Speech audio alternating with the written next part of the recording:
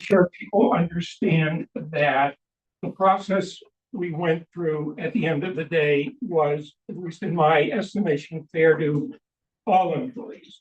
So, and most of, well, all of the employees are familiar with the role they played in it. And the job of the salary consultant with respect to classifications was to take all the information they could gather about the elements of each job and using their own tool, make a recommendation to us about where that job should fit in the classification scale. And they obtained the information in two ways. They got the information from the job description that everyone provided, but they also got the information from a questionnaire that was completed by every employee and by every employee's supervisor. I have it in my packet somewhere. What called the job description review worksheet, and all the employees have seen this. And what it's trying to do is obtain any information about the job that's not contained on the job description. So it specifically asks, please indicate on your existing job description which duties, comments are no longer accurate. Please use the space here to add essential functions that may need to be included. So in other words, things that are not on the job description that the consultant should consider. It then goes on to say, please review the entire job description and add any areas need updating. And then it says, please tell us anything you feel we should know. And then for the supervisor, it essentially asks the same thing. Please add any exceptions or additions. Please list any additional duties. So what the salary consultant was attempting to do was get a complete picture in document form of every job. And I believe they received that from every employee. Now, in addition to all of the time that this board spent in meeting with the consultant and reviewing the report and raising questions with the consultant, Jason and I spent additional hours meeting with the consultant to go over any jobs where there was any question about the proper classification of the jobs. And at the end of the day, I was satisfied, and by its unanimous vote, the board was satisfied that the recommendations we received were fair. And I should mention that the vast majority of jobs, there was no change in the classification. In other words, this consultant confirmed what the earlier consultant had done. And when there was a change, there were reasons why it was different from what it had been really 6 years earlier. So I just wanted to make clear that, at least in my mind, and let me say this, I understand not everyone is happy with every recommendation. I've never seen one of these done where everyone was happy. Fortunately, that's the nature of it. And those are legitimate feelings people have. I don't mean to question those in any way. But I do want to get across that from my perspective, and I think the perspective of this board, while there may have been issues with process, and I had issues with process, the end product, in my view, was fair to all employees. So that's all I wanted to say on that. Barry. Yep. I have more to say on that, but I don't think it'd be appropriate because we didn't have that on the agenda. So I think if we're going to make comments like that in the future, we need to have it specifically on the agenda so that members can react or add on. Okay, well, there are documents in the packet It's not that references. It's not on the agenda. do you want me to talk specifically about that position? Because that is in the packet. What position are you talking about? Well, we can talk specifically, like you can't be involved. I'm not talking about a position. We Okay. talked about a process. I have further comments. I will hold them to another meeting because it's not on the agenda. It's in the chair's report. The chair The can chair's talk. report I'm needs to reporting. specify what we're gonna talk about. You can't just say chair's report. Your objection is noted. Let's move on to Vanessa. So the new hire memo is in your packet. We're certainly pleased that Christina McCarthy is now taken over the position of Joe Durant as Recreation Program Coordinator. She, of course, was in the Youth and Family Services Department for quite some time. So that did create a vacancy in that department, and we'll be starting those interviews, actually, Sarah and I and some of her team this Friday. Any questions, comments on that? Great, thank you. Moving on to the SAP amendments. So again, you have them in the packet in two forms. You have the list, which is and you have the revised SAP. The only change in the list from what you previously saw was I changed slightly the language that are in bullet in numbers 2 and 9, just to make them consistent. I realized while they're attempting to do the same thing, they use different language. So the language that I've added to first paragraph of the SAP is now the same as the language I added in 16B. Other than that, these are all the changes that we have reviewed at prior meetings. And I know, Jason, you want to talk about another one. Okay, let's. Jason wanted to add one. It's in the supplement that we received yesterday. Hopefully, you've all had a chance to look at that. Jason, do you want to talk about that? Yeah, so this came up from my suggestion at the last meeting, that I don't think it's abundantly clear, at least to the employees, that the ability to request reclassification and it is available to both department heads and the employee. So I had sent language from another SAP that I thought would achieve it. That went to town council, labor council, sorry. And labor council basically took our existing section and added clarification to it. It certainly achieves what I was looking to achieve, and I think makes it crystal clear to the employee what options they do or do not have. And I think that's obviously in general reaction to when the prior fire chief was here in December. I didn't feel like we had an ability to even consider it. I think with this language, we absolutely would have the ability to consider requests like that moving forward. Again, I'm hoping that it's the exception, not the norm. But as we've noted, process is not always 100% perfect.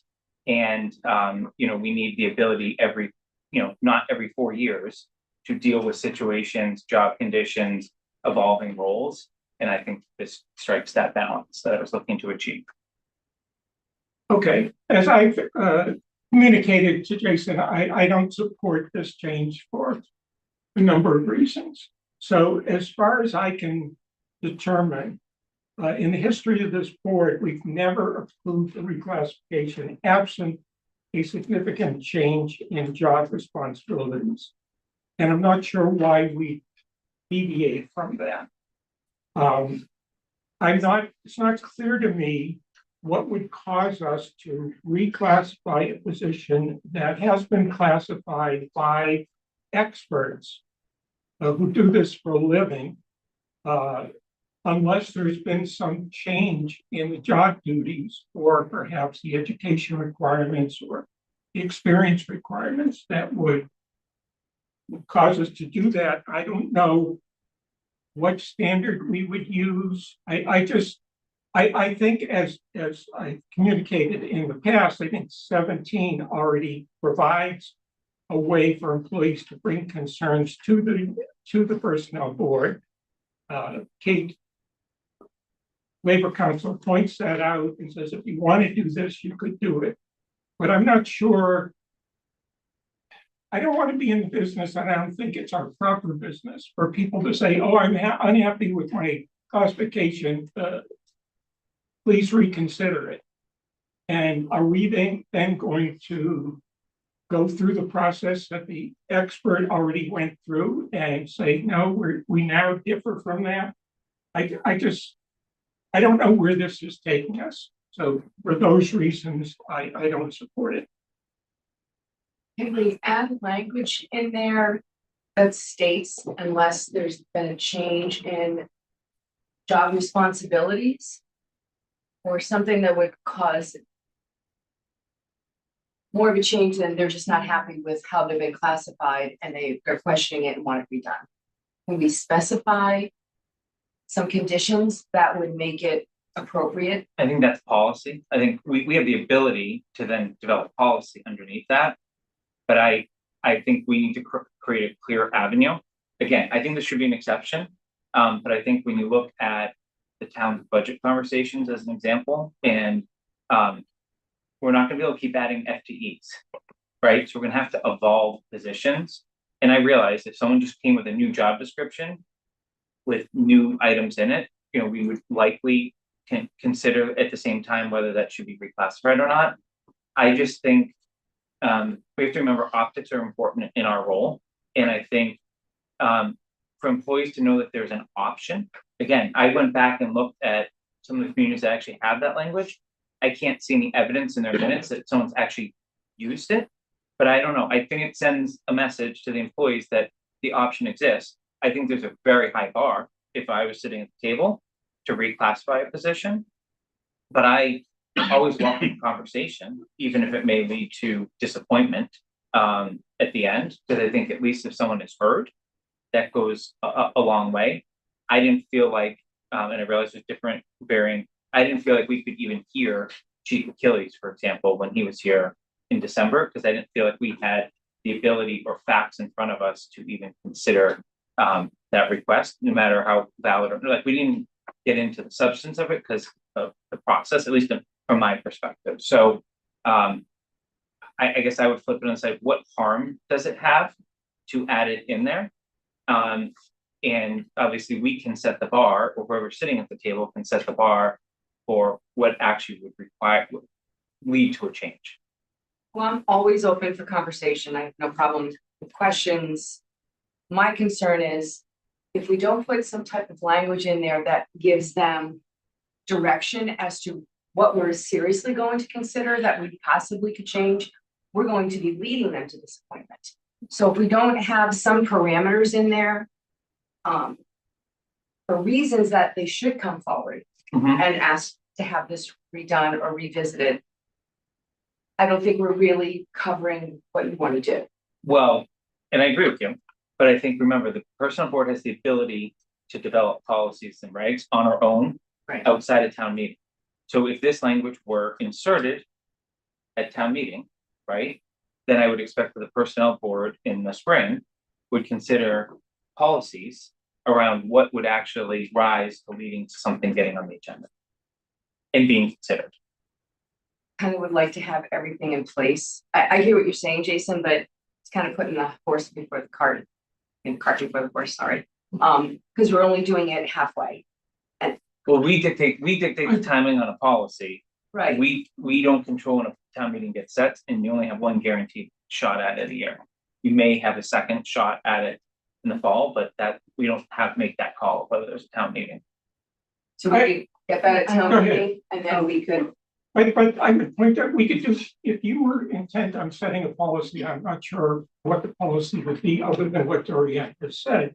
You can already do it with the language that's there. You don't need to add specific language about reclassification to do that.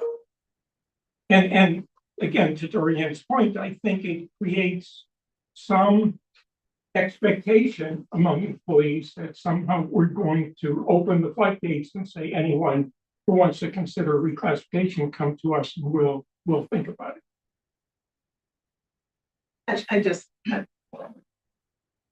This is a different approach to governance than I'm used to. Reclassification is a compensation process, part of that process.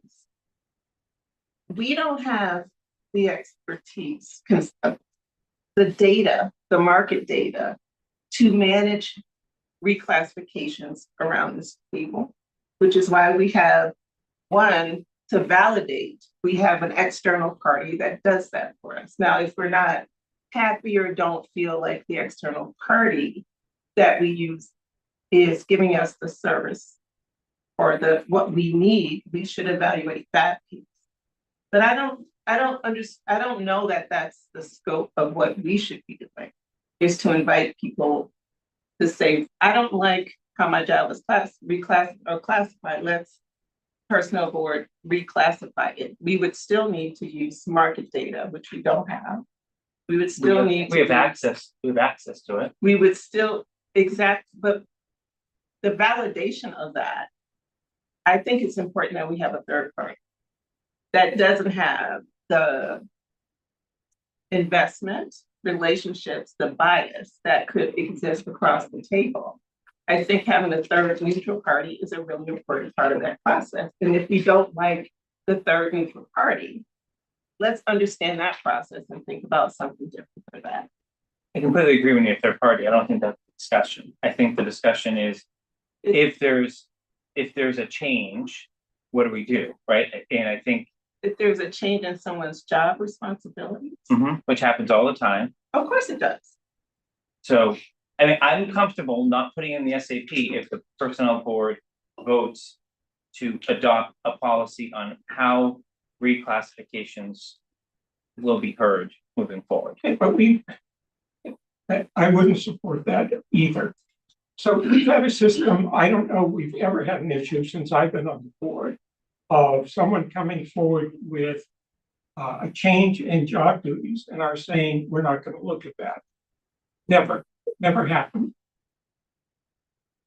So I don't know why suddenly we have to go through this process of developing some kind of formal policy.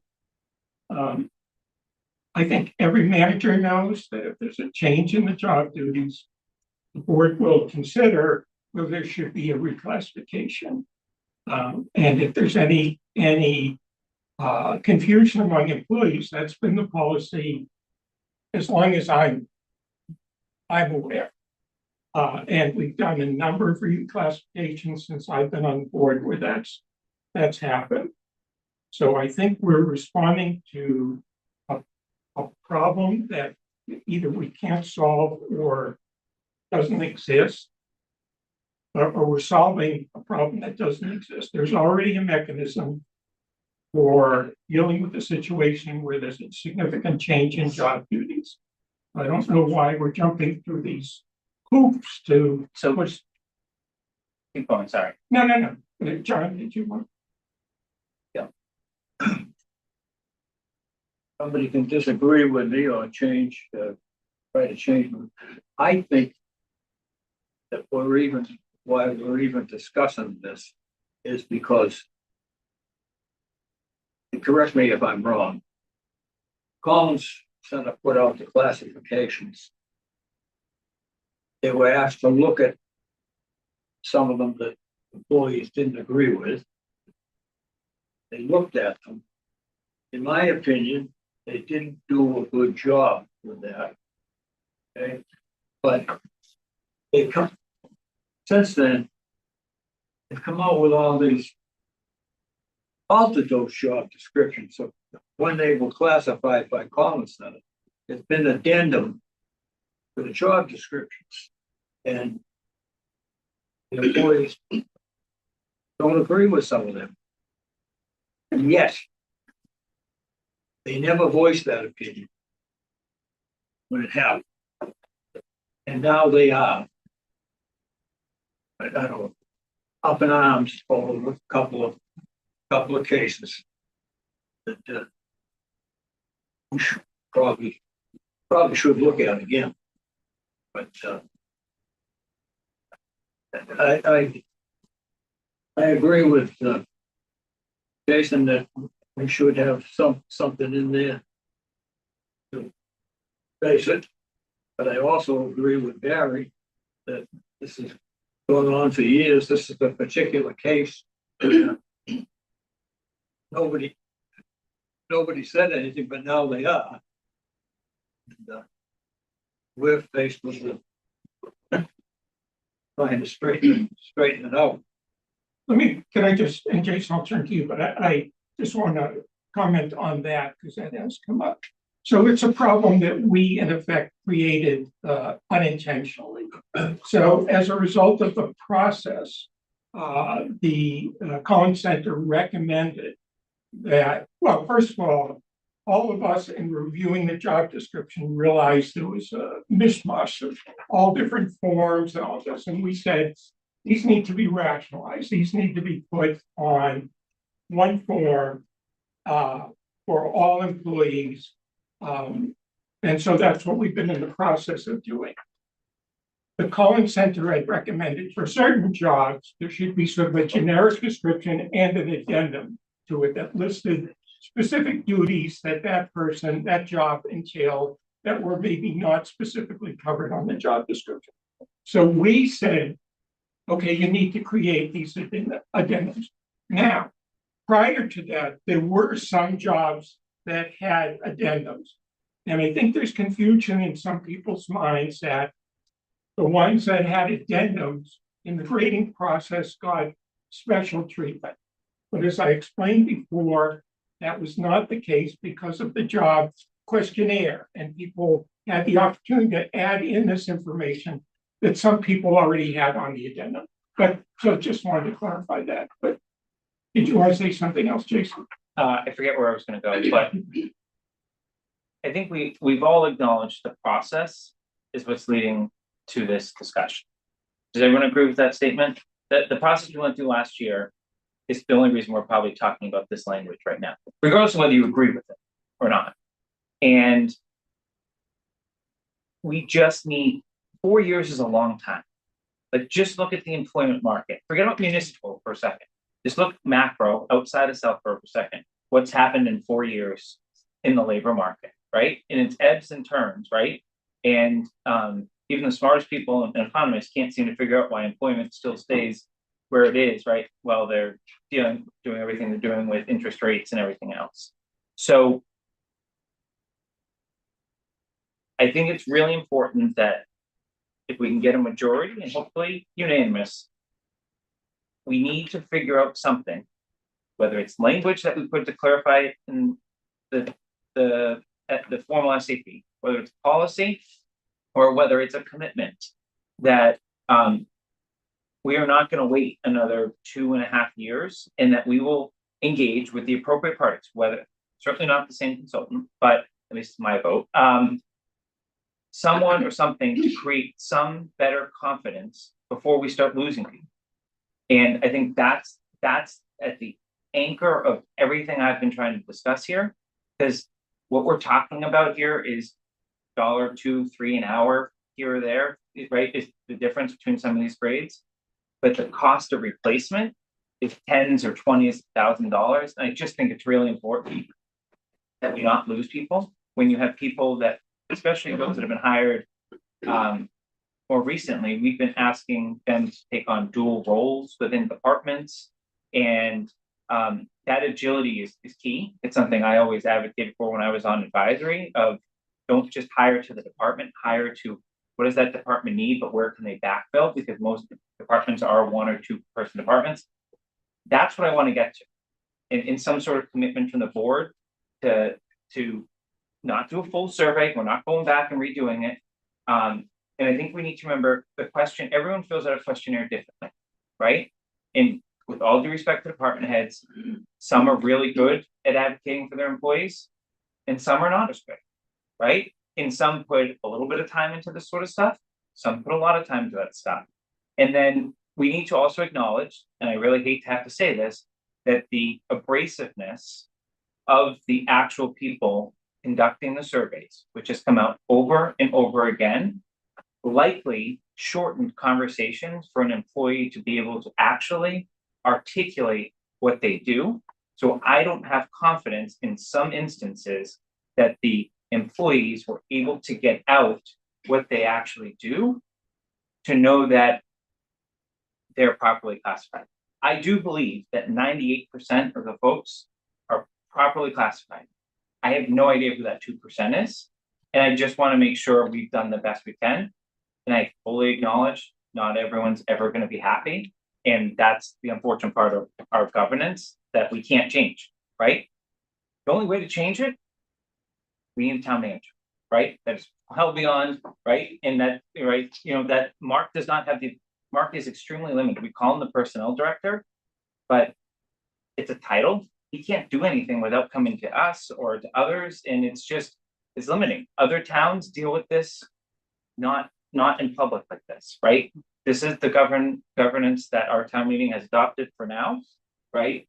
Ultimately, right, we can look at a charter review. That's not us. That's other parties, right, that are elected in position. So that's what I'm trying to accomplish. If anyone is on board with my overall objective, that's where I want to take this. I don't care how we get there.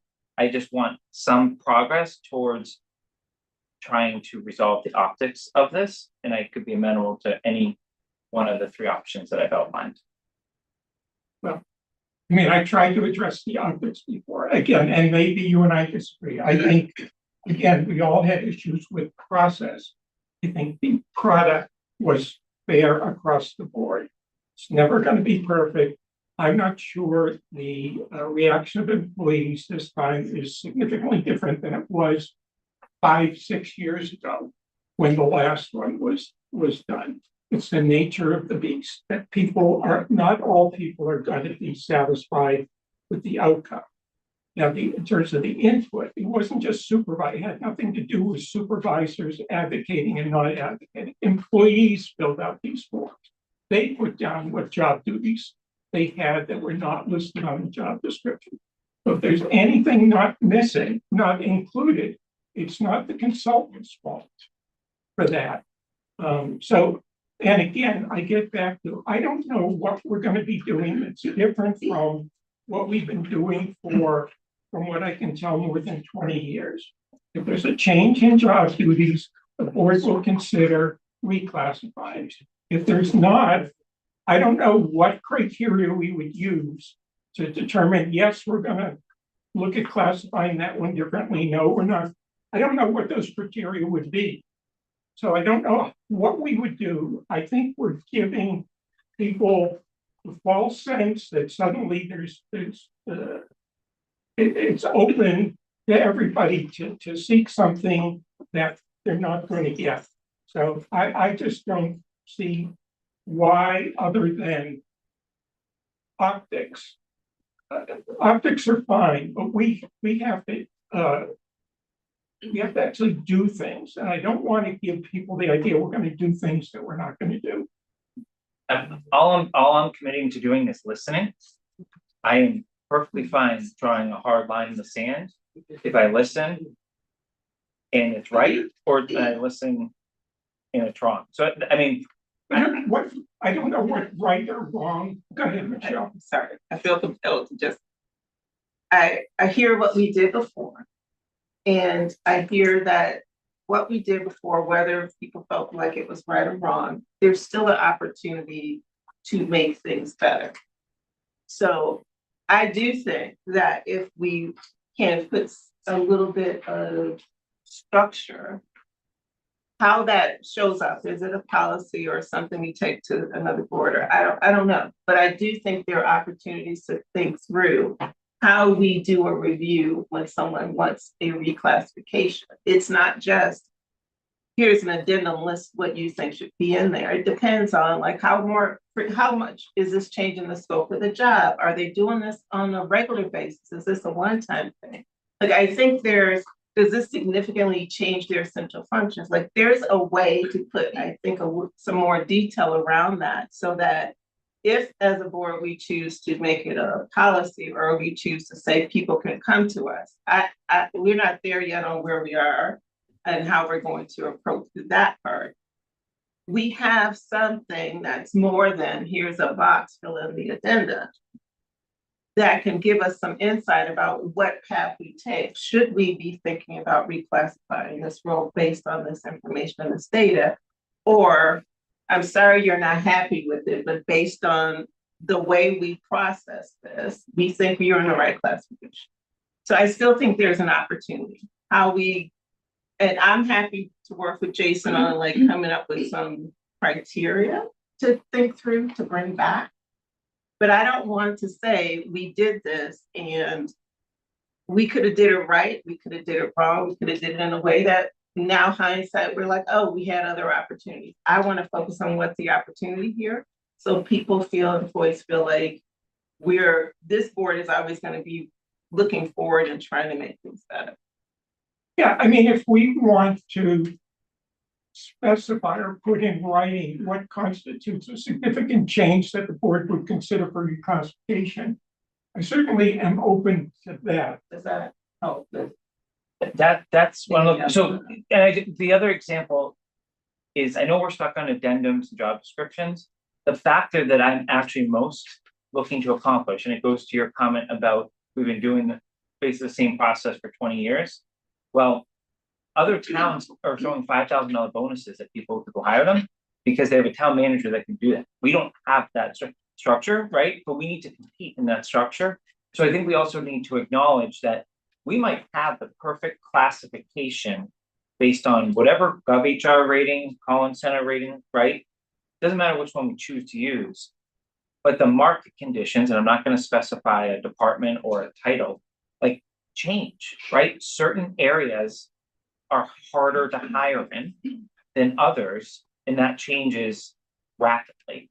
And that's what I also want to be able to acknowledge is we might have the classification perfectly correct, but the market is dictating a different pay, and we need to figure out a way to thread that needle that we don't have right now. Yeah, I mean, the problem you run into is when you do that, how does that impact all the other employees? Because now you have someone who's getting more than people who are doing essentially the same job. So it's a larger, it's a larger issue, but yeah, I mean, and separate point, but go on. So I was just gonna say, like, remember, each of our classifications now has a 30% range, right? We have a lot of room to work with within our grades. And I'm thrilled, absent town meeting taking this sideways, that we're gonna have a step system back again. We're on the right tracks, okay? We need to acknowledge that. And I think employees will realize that as, the years go, once they get beyond even year one, right? They're all getting 4.5, not 2.5 next year, at least, right? So just something to consider. So I am willing, based on the tone of this discussion, but this is recorded, there's gonna be a lot of minutes around it.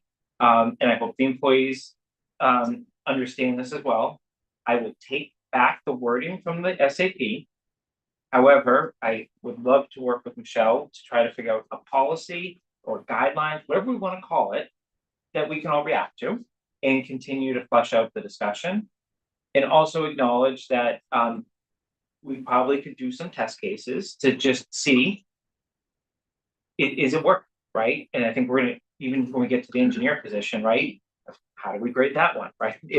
That's a good test. The first position we're grading outside of the reclassification study that just was completed last year. So I'm okay with it. If everyone kind of agrees that we're gonna not stop the discussion and we're gonna continue to figure out a path forward, even if it takes a month or two. We shouldn't stop the discussion. Yeah. But Barry, you said something that is very important. You said we have an unwritten rule on how we handle things like this. And so it's never happened before. We're very open. If someone has an issue, they come to us. I think that unwritten rule is causing a little bit of confusion and misunderstanding. If we have an unwritten rule and that's how we handle something, that should be in the SAP. So it's very clear to the employees. We're here for the employees. We're here as their voice. We're here to protect them and their interests as well as the taxpayers. But we're coming, there's enough people that are upset with what's been going on. I think if we have unwritten rules, they need to be in the SAP. Or And I'm agreeing with Jason. we need to do something here. So whether we agree that this is specifically what we want to put in there or how we want to handle it, I think we have to have further discussion on it. John, Question for Mr. Purple. Have you seen coffee to you with the suggestion? It's better off in section 17. I have looked at it, yes. You have any big problems with it?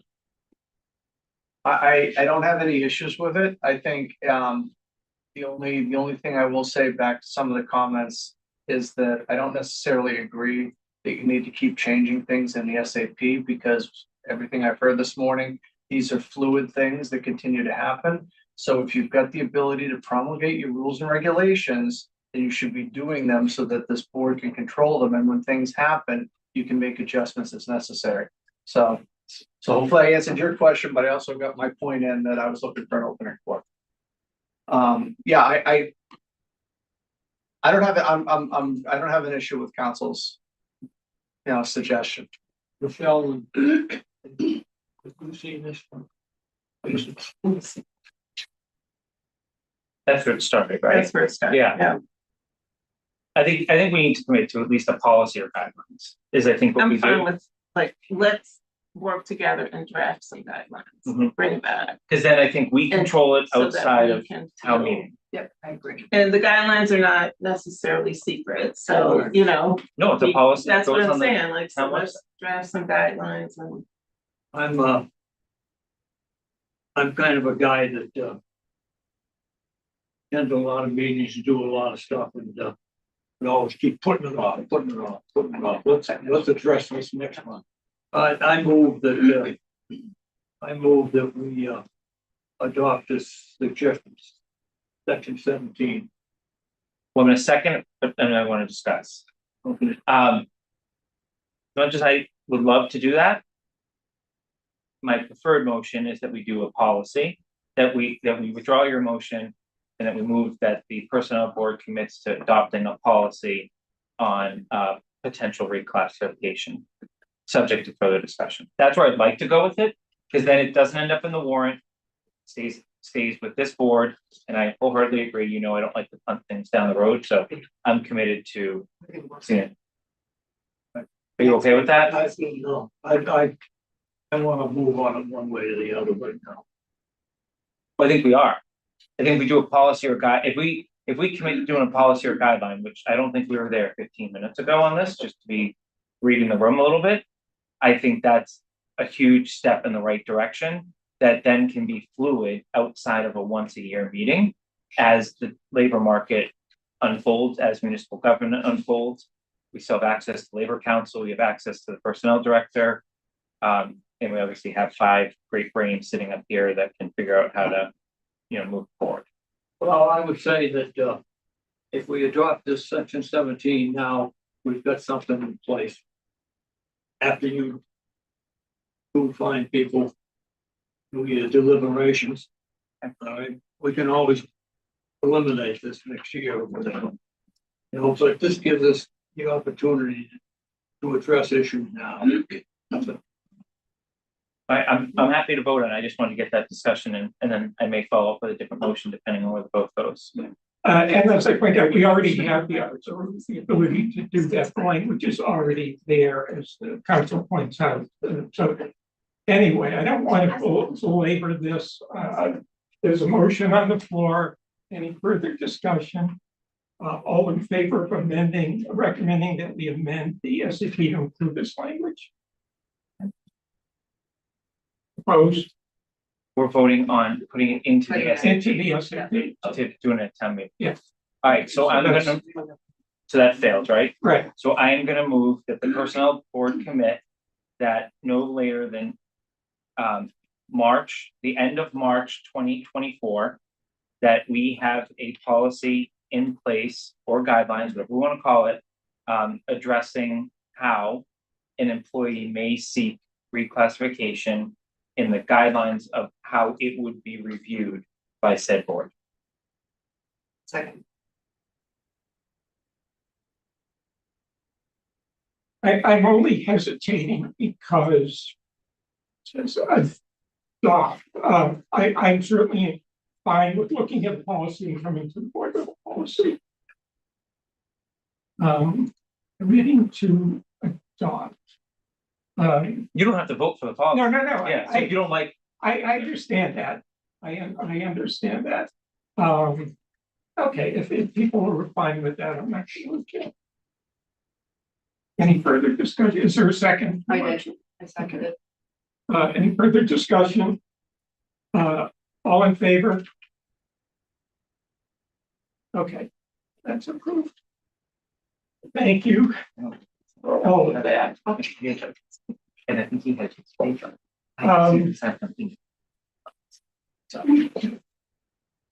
Barry, I have a couple of questions on changes I'd like to make Oh, okay, sure. on the SAP.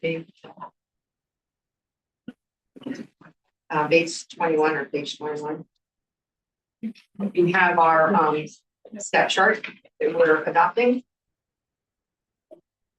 And the first column on the left is grade. The next column states minimum. Why does that say minimum and not one? That's a very negative connotation to me for the employees that it's minimum. And I'm finding a lot of employees are getting very focused on minimum midpoint terminology. And I think it's causing a lot of issues. So can we change the word minimum to one, step one? Just one. That's all it needs, just like the other columns have numbers. We don't need the word minimum. Yeah. And then I'd also like to have an asterisk underneath that chart that states the steps above do not equate or equal the number of years an employee has worked for the town. Because I'm also, with discussions, people are saying, well, I've been here for 10 years, why am I not at step 10? Because that's not the same thing. That's not saying how long you've worked for the town. So I think we need to stipulate that in here with an asterisk, and I would put a triple asterisk there. So that they don't miss it. And I think it's important that they understand. Because they're not understanding. I had a hard time understanding all the change from grade to step. So I just want I want everything to be very clear to the employees so they understand. And if they have questions, they should come forward to one of us. If they're not comfortable with one of us on the board, call someone else, but pick up a phone and let us know that you're upset or you have a question or you want to understand something better. We're here representing the employees. We are your voice. Please reach out to us. I don't know how many times I have to say that. I'll have my phone number. I have no problem with conversations. I'm not gonna, I keep everything confidential unless you want me to speak about it, but please reach out to us. We are your voice. We're here for you. And we shouldn't have this many people upset because of a process that either we've missed something or something's been misunderstood, but we can't speak out to help you if we don't know there's an issue. So please, please, please talk to us. This is coming a year after all of this has been done and no one came to us or we had no idea. And I missed the last meeting and I'm glad I missed the last meeting because that was a little intense. People shouldn't be this upset. It's not okay. It's not okay. So I just want to thank you. Okay, and I just reiterate what Dorian said. I think we're all available at any time if any employee has anything they want to talk about to discuss it. Michelle, did you want to say something? I just said thank you to Frank for sharing that and for stating that out loud so people understand and know.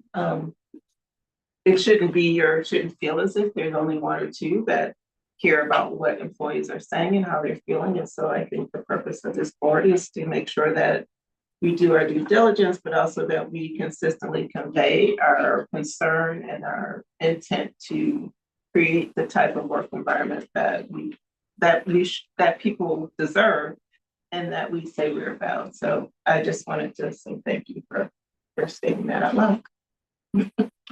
And as to your substantive comment, I agree with you. I've heard the same thing from people. They think they're going to be placed on the grid based on their years of service, which obviously is not the case. And obviously, we're going to have to put out a policy on how people are going to be put on the grid prior to, obviously prior to July 1, but after we get through town meeting, we can develop that policy. I mean, years matter once you're on the grid. Right, They don't matter to get on the grid. right, right. John, go ahead. I think Lorianne's got some great suggestions, and I think we have to put somewhere on the Schedule A writing above, you know. I thought, well, I'm gonna get in a particular case, I think what started some of this was the fire department chief coming in, wanting to put the lady there into a midpoint. Okay. And I asked Barry, what are the qualifications under the existing thing? What are the qualifications? What do you have to do to get to midpoint? How many years? What, you know, and the midpoint is just it doesn't work out. It isn't. You would think after 8 years that it'd be a midpoint or something, but that's not the way the policy is. But I think it's very important that we spell out in this new grid exactly what Dorothy said. It's not years, you know, if you were here 8 years, not a fit, that's midpoint, but that's not the case. And we've got to make sure that everybody understands that. Because otherwise, all of these people have already know where they're going to be placed from this grid. But there's no such thing as a midpoint. It's a grid. I think we have to stop using terminology like midpoint and minimum. It's antiquated. It's not, it's causing too much dissension, too many hard feelings, too many questions. It's a problem and we need to stop using the terminology. I mean, who cares? Midpoint doesn't matter. What matters is your salary and your raise for the work that you do, the job that you do, that you're doing the best you can. That's what matters. But this fighting and these discussions of why am I at minimum? Why am I at midpoint? How did I get there? Why am I at the top of my grade and now I moved to the bottom of the grade? None of that matters. We have to stop using the terminology that's causing so many negative feelings with our employees. We have to stop it. It's got to be changed. And I don't know how to do that. I don't know what the state mandates that we have to break down for the state to know how the town's getting paid and the scaling and all of that. We have to stop using terminology that is seen as a negative to our employees. And I feel very strongly about that. The discussions that I've had with employees, they feel bad. I'm only in the low. You're not low. What is your salary? So I don't know how to change that or what to do with it, but we have to stop the negative terminology. It When just the has to. bylaw passes on July 1, you'll change the terminology. So that takes care of that. Okay. So you no longer have that issue of midpoint or anything else. Yeah, you have steps, and I realize the optics of being a step one, right? You always want, but you want the ability to, especially if you're at the top of your department. So if your department head is an example, you want the ability to move within the steps as you move. Because otherwise, if you get maxed out, then you're just getting a COLA. So yeah, I agree, but I think it's straying from this Yeah. discussion. So just for language purposes, the 3 asterisks would say something like placement on the grid is not based on years of service. That would choose to I something wrote down- else. The steps above do not, I don't know if you want to use equate or equal the number of years an employee has worked for the town. So however you want to, just have to be very specific. Yeah, because it's really It doesn't only, equal- it's really only for existing employee the first year, because after that, But the steps above do not represent the number of years an employee's worked for the town. Well, it's usually going to be comparable employment coming. I think this, but I agree with what you're trying to do, Dorian. I think it's a policy. I think if we agree to adopt the policy on how someone gets placed onto the grid when they're coming in from the outside, because you're not gonna have this with existing employees unless they are changing jobs. Right? So if someone goes from one department to another and they went from a grade 5 to a grade 6, that's where you'll see it. But I think we Okay. can deal with this, but I hear you. I I hear that way just too want much. Yeah, Yeah, I want this clear and helpful to the employees. Yeah. It shouldn't be a confusing document. This should be, they should be able to go to it. It's their Bible. They go to it and it's like, okay, here are my rules. Everything's clearly stated. I understand, and that's what our goal should be, that. Yeah. They're comfortable. Sorry. Okay, I'll do whatever you want. The other thing, Jason, I'm gonna misinterpret what's going on, but I asked you a question before about how many years are there between steps? You said every year. So am I to assume that we put you on the grid at step 2 now, next year you go to step 3? so if they go on the grid, so grid becomes effective July 1 of 2024. Someone starts at grade 2, step 2, sorry, in 2020, in FY, which would be FY 25. They will move to step 3 pending a satisfactory job performance without any sort of further discussion, right? So even if we say there's a 0 COLA for the next year, they're still getting that 2% between that to recognize their experience in tenure with the town. I think we gotta make that clear. I mean, I know we've talked about it a lot. I know it's a radical change. I would go back to what Dorian said a couple minutes ago. People have questions. I'm certainly happy to answer it. I seem to be the one that's answering a lot of the great questions. And You can. but I also feel like Mark and Brian are well equipped based on the discussions too. So whichever one you want to talk to, great. We're happy to answer it, but I think it's a huge win for the employees and something that never should have gone If away. we don't know the answer, we will get back to you. Yeah. But that's something, and we can have a conversation amongst the board, like, let's think about how we can be a little more proactive with communicating changes, so. We could write it in a policy and that's very good and it outlines everything, but I think, again, sometimes people have questions about their own specific situation or.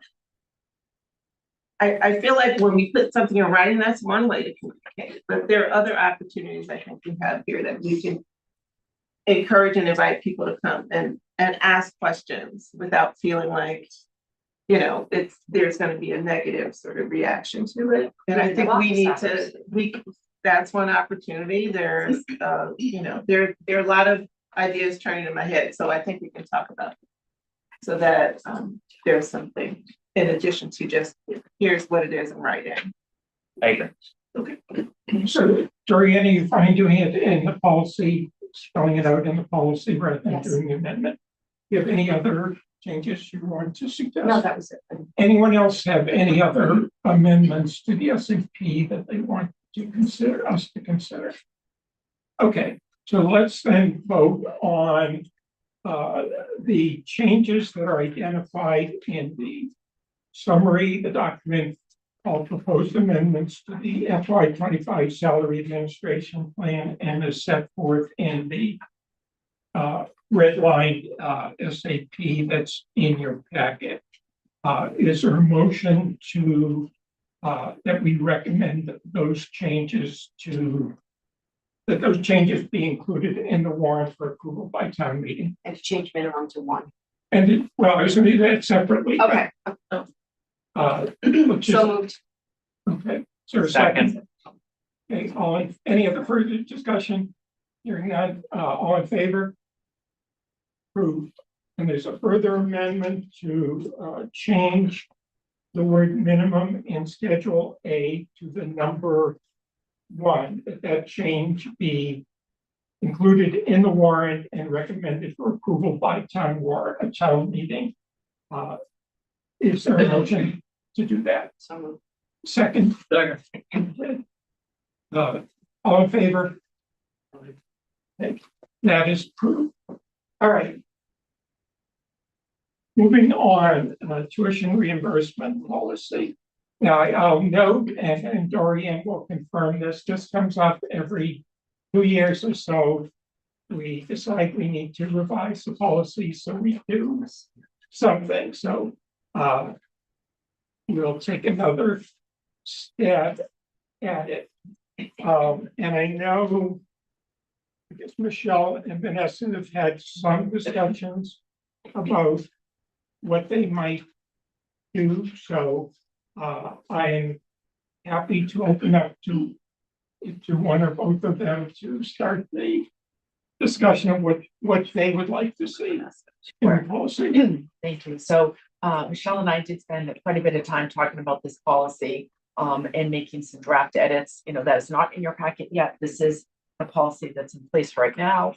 But one thing we spent a lot of time talking about was, you know, when there are years where there are no requests for tuition reimbursement, you know, it would be really helpful to use some of that money, you know, for a professional certification program or some particular type of leadership development. So, you know, if the board was agreeable to that concept, we would bring back an edited tuition reimbursement policy that would reword some of these sections, including the form, the fillable form that employees use to request their tuition reimbursement, you know, in that manner.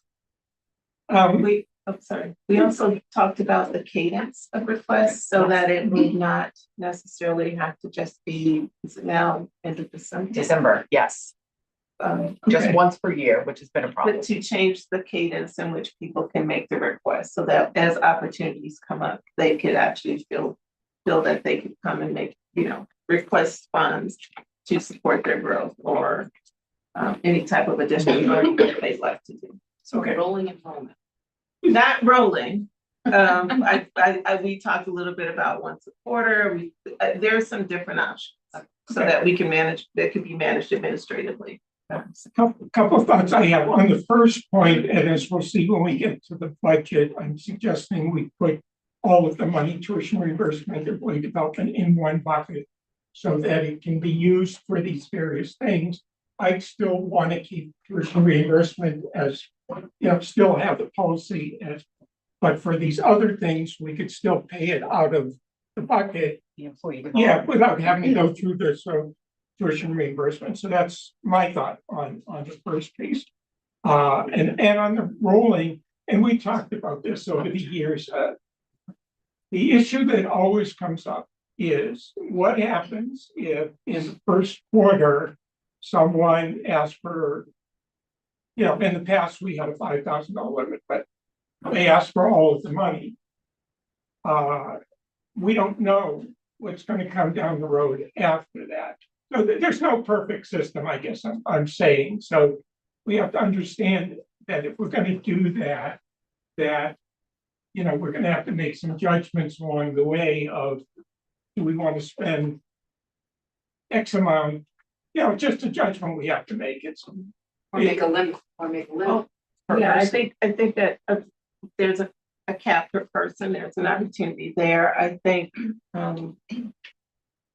if there's feedback from employees that say it's really hard for us to meet the deadline to just do it once a year, we need to look at that. At the end of the day, I think we come up with a scenario that's going to work best based on sort of the feedback you're getting from employees, but also the funding and sort of how that happens.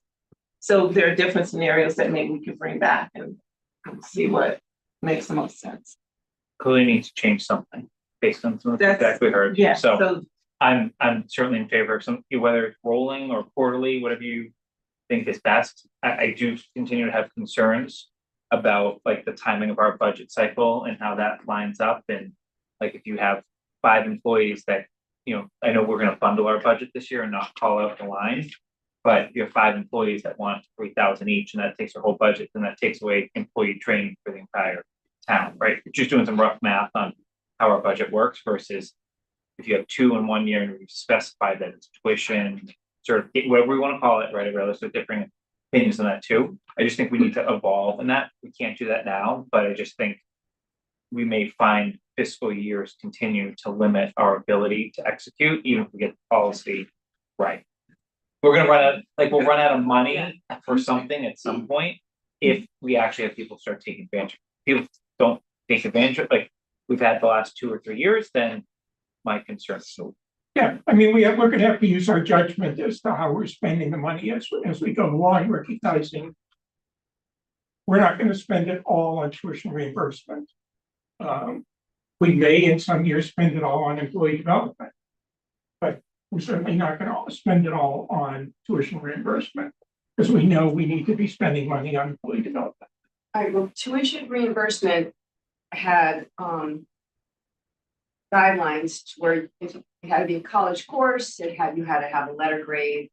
The pass fail thing is still an issue for me, but if we're going to take that and group it in, we're going to have to come up with some type of, I don't want to say limits, but I mean, because it sounds like this could become a slush fund for every department where they want to get extra training for people. They want to get, this one's going to go and take this course and, this class with the state or the wherever. Is that what this is going to become? A slush fund for all the departments? If they can't get it in their budget, we're going to cover it.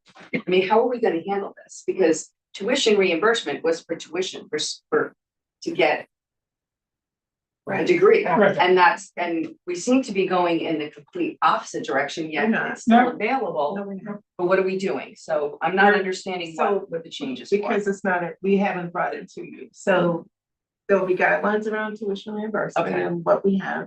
There'll be guidelines around if you want to do something different. Now, what I don't know, Vanessa, is if departments have money in their budget to make decisions around employee, someone wants to get a certification. or something. But most budgets, have an employee training line item. Much of that money is often spent on, attending monthly meetings of a state association that is particular to your field, or, a particular annual conference.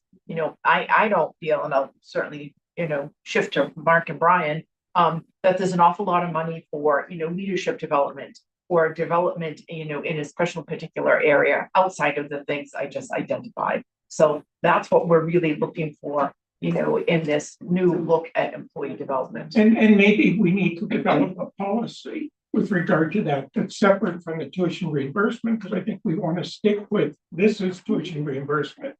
We may want to play with dates and that sort of thing. Deadlines, right? Tuition reimbursement is for these college courses, that's what that is. It's just Yeah, I don't separate think we're category. trying to dilute the tuition reimbursement. Right, No, we're I combining the think two we're trying to make categories. sure that we're thinking about the fact that if there may be people that don't wish to pursue a degree, but have some very intentional sort of focus on professional certification. And so how are we going to support that? And so I think that's the other piece that we have to work. So I have no problem with that at all. But then we would need to change. So I did watch the video of the last meeting, so we would need to change tuition to include certification stuff. But if you're gonna combine tuition and employee training, why would we have to change well, tuition? because it's usually, it's just a college thing, so. you Right, have- and it continue to be that. Right. But you could include certification and to help like an employee who wants to go get certified in a certain area that makes them benefits their department. Why do we have to do that? I'm just saying we could do that. I Talked don't, about that. right, you could do that if you wanted to No. include that, but you'd have to change the policy. The other thing is the employee training. When we do employee training, it reaches a very large number of employees, as many as possible. It's not just for one employee or just 2 employees. So, we're changing policy. I'm just kind of throwing these out here for discussion. Yeah. But we really need to take a look at the whole picture There's no- if we're combining those two categories. Every time we say we're gonna sit here and change something, it's gonna be a little messy and we gotta figure it out. Yep. All I'm saying is, it's clear we got one more thing we gotta figure out, and we're gonna take a stab at it, and some things are gonna work, some things won't work. I'm just throwing it out Yeah. there. Oh, no, that. Yeah, I think in my mind, there's sort of 3 categories. There's tuition reimbursement, There's employee development, how we've always done it, playing for group. And then there are these other employee certification, Which is great. and maybe we need to think about, do we have a policy so we let people know what's gonna qualify for that, what we'll consider giving money to for that. Or we asked Mark and Ryan for more money for our budget and we have a different category. Oh, that was part of. How much have you got, Brian? We all We've been giving it back to you. for the After general last fund night, I years. don't have a lot. So, All right, but now let's plan how this is gonna work. So Okay. you're gonna come back with suggestions and revising, You want to be part of the term set, don't you? Sure, everybody can just. the tuition reimbursement policy. Okay, And I don't want to call it any specific employees, but I know certain employees, some may be in this room right You can now. call them out, that's fine. We're very, like, have tried to use it. Yeah. And remember. so Yes. Taylor, can you get your comments to them? Yeah. Just so that Yes. the- Yeah. those use cases are gonna make it so it's not as sloppy. I was just gonna Yeah. say, if you want, I'd be more than happy to work with you on it and like some of my I like that. opinions on Yes. it. I like that. I have clarifying questions, but I don't think they're Somebody appropriate for right now, so. Include a couple, Taylor, yeah. Taylor and you'd like to join us, whoever. I think That would, we get a lot of different better perspectives. than tuition reimbursement. Sarah has her hand up. Barry, I don't know if oh, you can see it. sorry, Sorry, go ahead. I was just gonna say, I think it would be helpful for employees to be able to, there's no reason to have multiple people involved, but if we can get our, because I know there's other folks who have opinions on this as well, if we can get our comments and have Taylor or. I don't know. No, I'm Sign fine you with up that. For all of that. No, I just volunteered myself. Don't Okay, worry great. about it. But we can get our comments to Taylor on, what would be helpful around this. And it would be nice for, I mean, we can That's great. Are we let good with that? other Yeah, I like employees that. know, or if there's a way to let all employees Sure. know to do that, that would be great. Okay, We can connect quickly after the meeting if you want. that would be great. Okay. Right, any further discussion? Any further discussion on tuition reimbursement? Okay, moving on to the budget, and we did talk about this at last month's meeting. Guessing we just combine the two categories to give ourselves more flexibility in how we use the money. So in years when we don't have any tuition reimbursement, we can spend more in employee development. So that's what is in the packet. That's what I'm proposing discussion.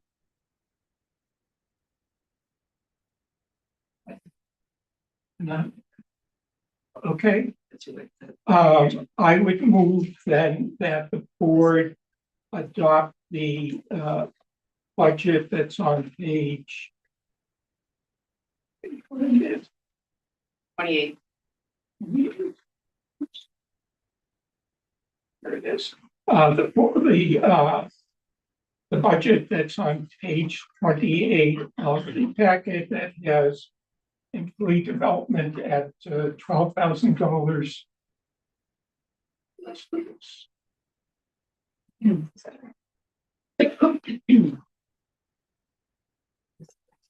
So just to go through, it has consulting and professional services, $2,500, employee development, 12,000.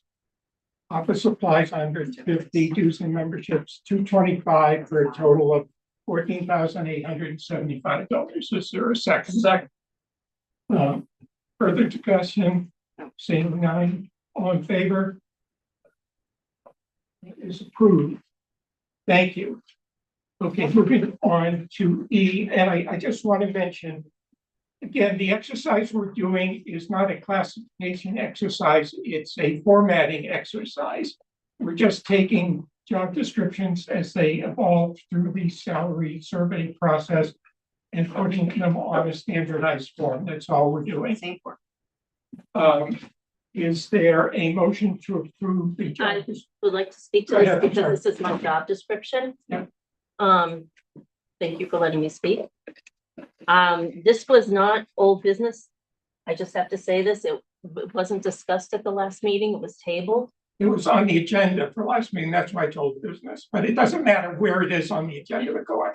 But I would like my board to weigh in on this. I mean, can we table this one more time? Because This has been approved by your board. This job description has been approved. All we're doing is approving the form of the job description. We're not making any judgments on classification. It's just approving the form that's already been approved by the Board of Health.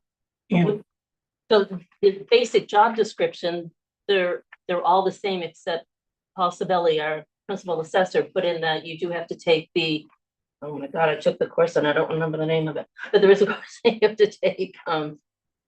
So, but I just don't want this to go through and then everybody say, oh, well, it's all done. We approved it. We can't do anything. I really just, that's why I like to hold off. Can we? Can it be tabled one more time? I don't see any, we're just approving the form that's been approved by the relevant appointing authorities. That's all we're doing. But the addendums are in there as well, and that's what bothers me because The addendums were approved by the appointing authorities. they were, So but that's what we're approving. I know my chair wanted to table this last month. And I'd like her to be here just to discuss it. But this has nothing to do with classification. Can I make that clear? Nothing whatsoever to do with that. We're not making a judgment on classification. All we're saying is this job description in this format is approved.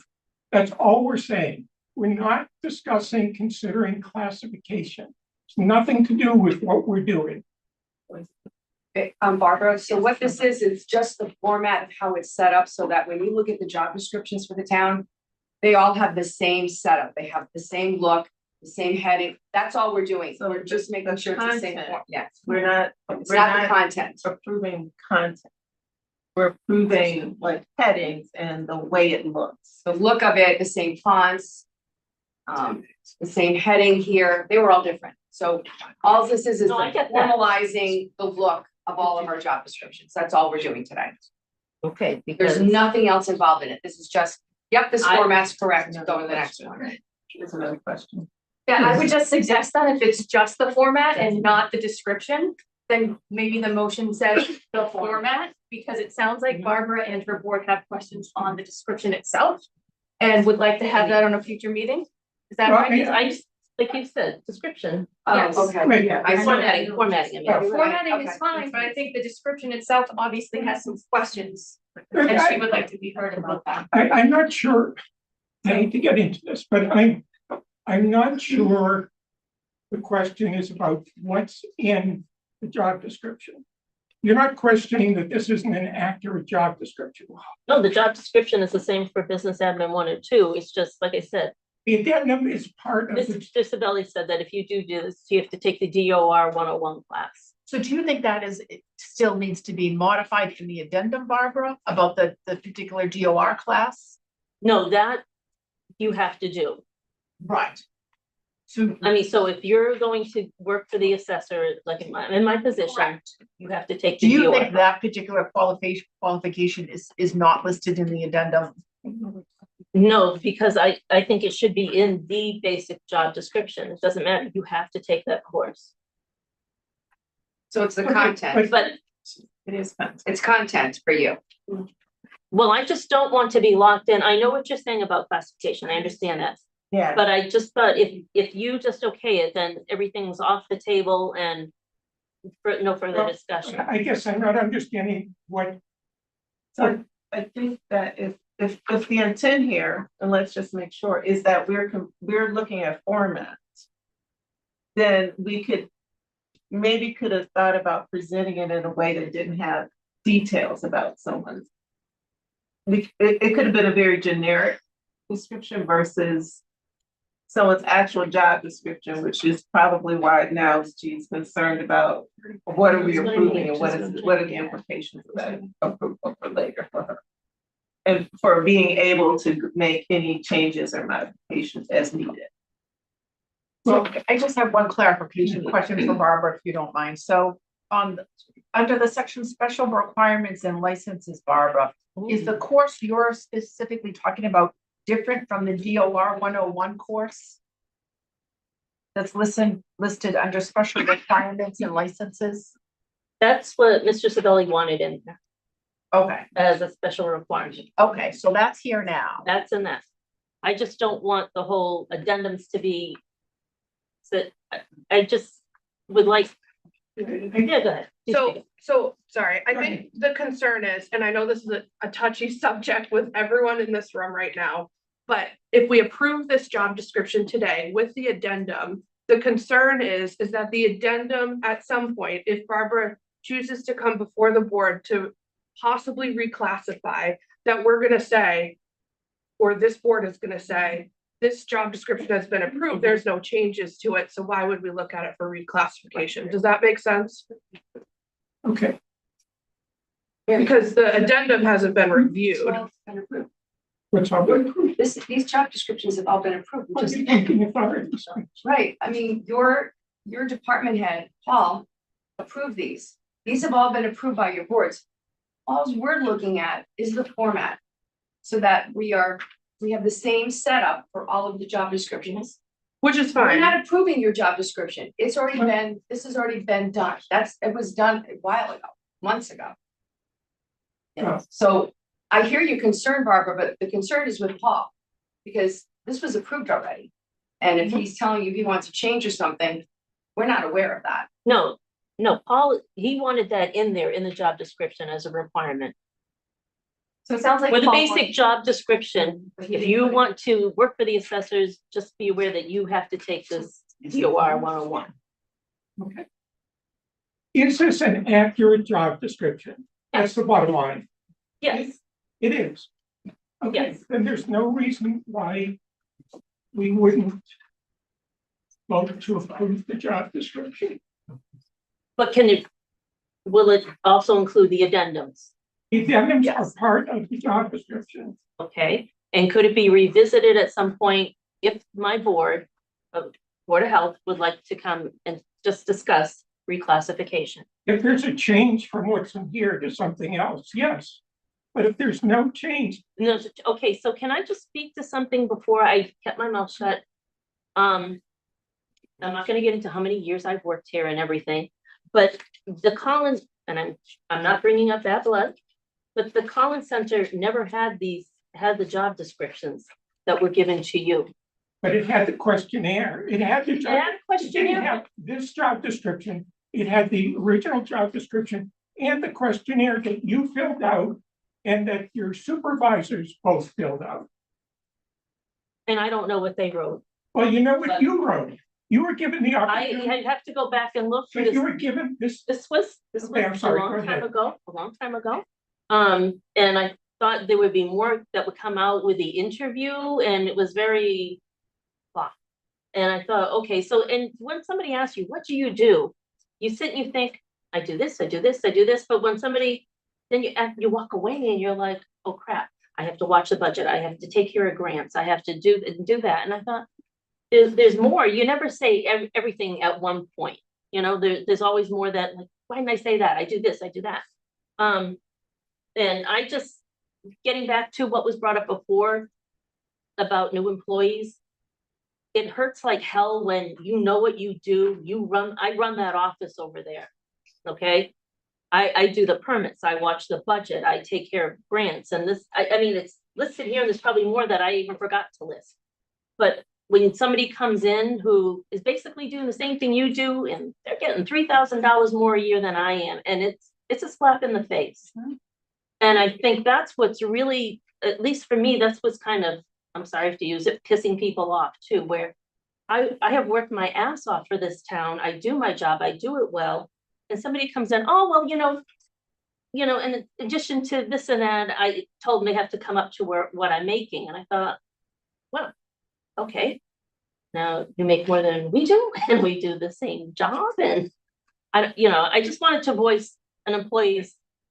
can I make a And suggestion? they took all administrative assistants because that title no longer fits and they put them all in business admin one. And I thought, well, did they look at maybe the grading should have been a little different because That's not what they did. They didn't just move but anyway, let me suggest this to you. I've had communications with the chair of the Board of Health since the last meeting. In fact, as late as yesterday, I recommend that you speak to her because there's things I mentioned to her in there that I'm not going to bring out in a public meeting. So I suggest you talk to her. But again, for this purpose, we have an accurate job description that's been approved by the appointing authority. I'm going to move that we approve the job description. Is there a second? I think let's be real clear about language. So we're not approving the job description. If we're gonna move forward, we're approving the format. But Well, I'm There's saying no the reason that difference. we're There's circling no- around today is because people are confused Okay, but about the- what we're doing. the SAP says we approve the job description. That's what it says. Everything we're being told, everything in here is an accurate description of what they do. The appointing authorities have approved this job description. Absolutely. So it's our job now to approve the job description. Now, as a matter of process, we're only going through this exercise because we requested job descriptions be put in a certain format. So that's why we're doing it. But the fact of the matter is we are approving the job description.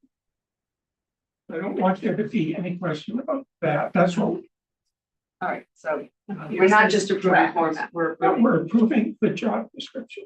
That's what we've been doing for all of these jobs. We're approving the job descriptions.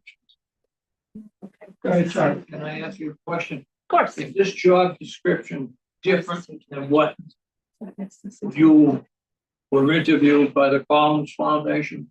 I have no idea what job description they saw. I honestly do not. We were told to quickly write something up or get something. I could not find one that was accurate. I don't know what they saw. I really don't know. Go ahead. I just want to comment that in some ways it feels like we should have done this exercise prior to the work with the Collins Center, because I think what they were looking at, what I have a million changes in what I submitted to you. None of that was in the job descriptions that were reviewed by the Collins Center. And I understand that there was a questionnaire, but it just feels like it was the reverse for me in terms of process. I agree with you. In an ideal world, it would have been better that way, but we didn't focus on the fact that there are all these different formats out there until we were forced to look at them all together and say, we should do this different. But it wasn't just formats that we looked at, as you can see in my job descriptions that are we had to change a lot. I had come before the personnel board back in 2019 with a new job description for my program coordinator. It was turned down. I've never been able to get it updated until now. And my board has approved it, but I don't know. I don't mean to take away No, from go ahead. your point, but I think I relate to it that Yeah, I mean, the problem that we run into is we go through the salary survey process, and the salary survey process, I think, is the same regardless of what consultant you use. Give them the job description, and then they ask you, tell us everything else that you're doing that's not on here. If the employees don't give them that information, yeah, maybe the product's not going to be great, but how else are they supposed to operate? Are we then going to go back to every employee and say, well, it just creates, that's the opportunity. They're only as good as the data that they get. And they're asking the employee and the supervisor for the data. And so it's frustrating when after the fact, we hear, well, we didn't give them that. Well, go ahead, I'm sorry. What about when the Collins Center recommended something and you didn't adopt it? Because I was told by the Collins Center, I think it was very clear with conversations that I had with them, multiple conversations with former Chief Achilles. I spent a lot of time going through what I do in that job every single day. And they recommended that I get a 2-grade increase. You decided that was inappropriate for some reason. I got my grade increase, but no compensation for a job that was the description of the job that I took back in 2015 was very small, kind of ambiguous.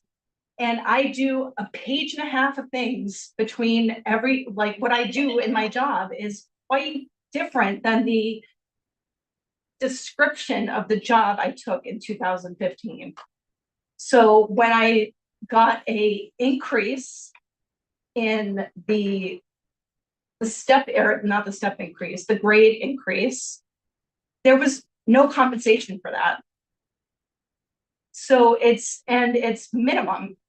And I know that we're trying to get away from minimum, but it's the same thing. One is minimum. That is also going to be a problem for people. We have loyalty towards this town. We want to stay here, but it's difficult when there are people coming in who are making more than you, or people who are in the same kinds of positions that are making drastically more than you, and you see it because everything is public. And I don't know how to, I don't know how to feel okay with that. Okay, I appreciate that. I just reiterate what I said at the beginning about how things work, and that you know, we spent a lot of time and detailed discussions with the Collins Center on a number of jobs, and what we ultimately came up with was the joint view of the Collins Center and ultimately the board. So that's all I can tell you. But we are also, as part of that, excuse me, as part of that, we also had visibility to what comparable towns are making in similar positions. So we see that not only are we being underpaid here, but we're also being underpaid compared to other towns. I don't want to stop you. I understand. Here's my issue. We're talking about something very different than why Jason is not in this room, and he needs to be part of this conversation. Yeah. So can we go back? Okay, can we, Yes. let's. And then hold that Can- thought. I'm sorry, Yeah, no, but that's Well, totally fine. yeah, we have to close out the issue we had before us, and then Jason can come in. Is there any harm to holding this approval until next time? Can we hold it and have What- this what- conversation? Both so many other issues are. Okay, what's the reason for putting it up? Well, I thought we we're just doing format. I want to make sure But that this is the same we've done for every job description up to this point. We've approved 20 of them. It's no different than this one. We're approving the job description. if we moved it one more month, Barry, would it? Does it? Okay, I'm okay, but I just have to understand what's the reason, what is gonna be different. Well, You know, I'm well, hearing too, a very because- upset employee, so is Okay. Michelle, and I actually would like an opportunity for her to be able to speak to us a little bit further about what's going on here. There's more going on here than I think we realize. I understand your point, but we're here for the employees, and I have a very, very upset employee in front of me, and I'm not comfortable with pushing this through and upsetting her further. I would like to hold this. Okay, if that's what people want to do. That's fine with me. Is that okay? Yeah. Do we have to vote for that or just hold it? No, I'll just move it. I understand what you're saying. I get it, but We We're here- we're here just for the talked employees. about sort of Yes. the way in which we I'm gonna want look at to Jason. We can get Jason in, right? operate as a I got board, and so I feel like Sorry, and we are, all set. Okay, thanks. okay, I feel like if we're going to be true to that, I think if there's no harm in holding it, let's do that, because what we see as just a format approval clearly means something different to others, and we need to be able to understand all of those. It's John. Oh, sorry, Jim. I don't know, I'm easily confused, but you told me, or you just told us, that you never saw the job description when you interviewed with the Collins. I don't know what they were looking at. It was So done virtual. I mean, what about the rest of the folks in here? Did you look at the job description when Collins? what were they given? That's what we don't know. Were they given the ones that we wrote up, or was it an old one from a long time ago? We just don't know. They've given the current job description that has been approved by the personnel board as well as the completed questionnaire. Just to speak to the con center, and I know probably everyone in this room agrees that there's a lot of flaws with what came out, but just speaking personally, I did not have an interview. Nobody ever contacted me. I requested an interview.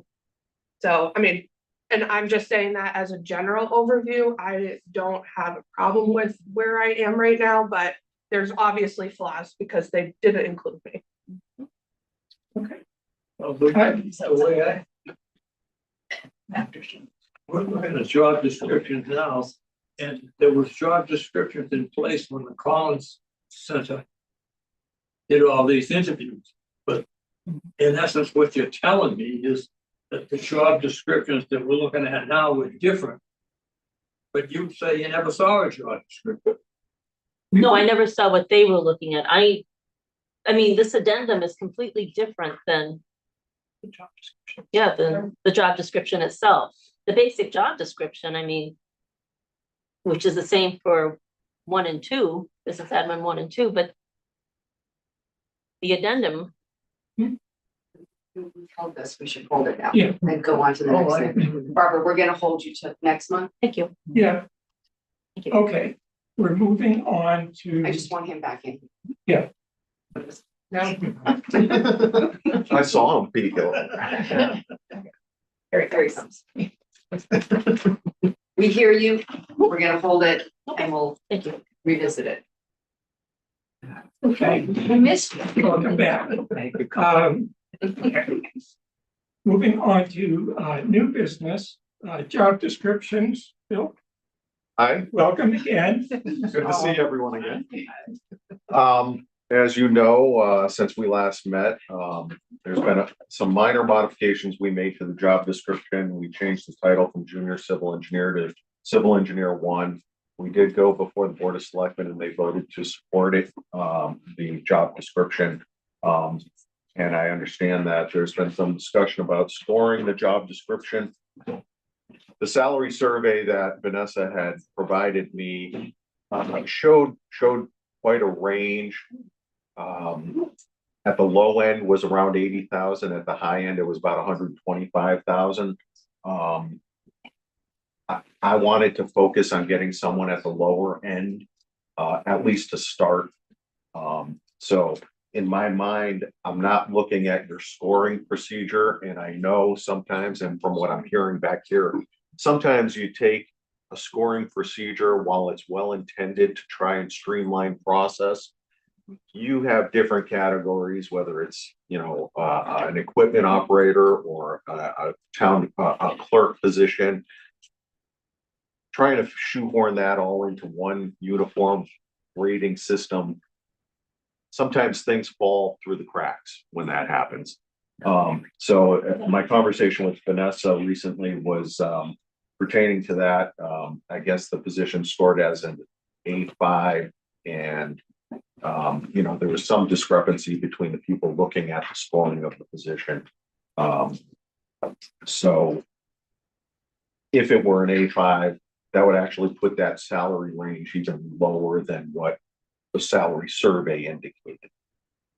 And so we are proposing to adjust the description again slightly. We want to make the position available to other departments. And what I envision is, for example, planning board could utilize it for some subdivision construction inspection. Other departments like conservation or trails could utilize it for assistance in applications and process.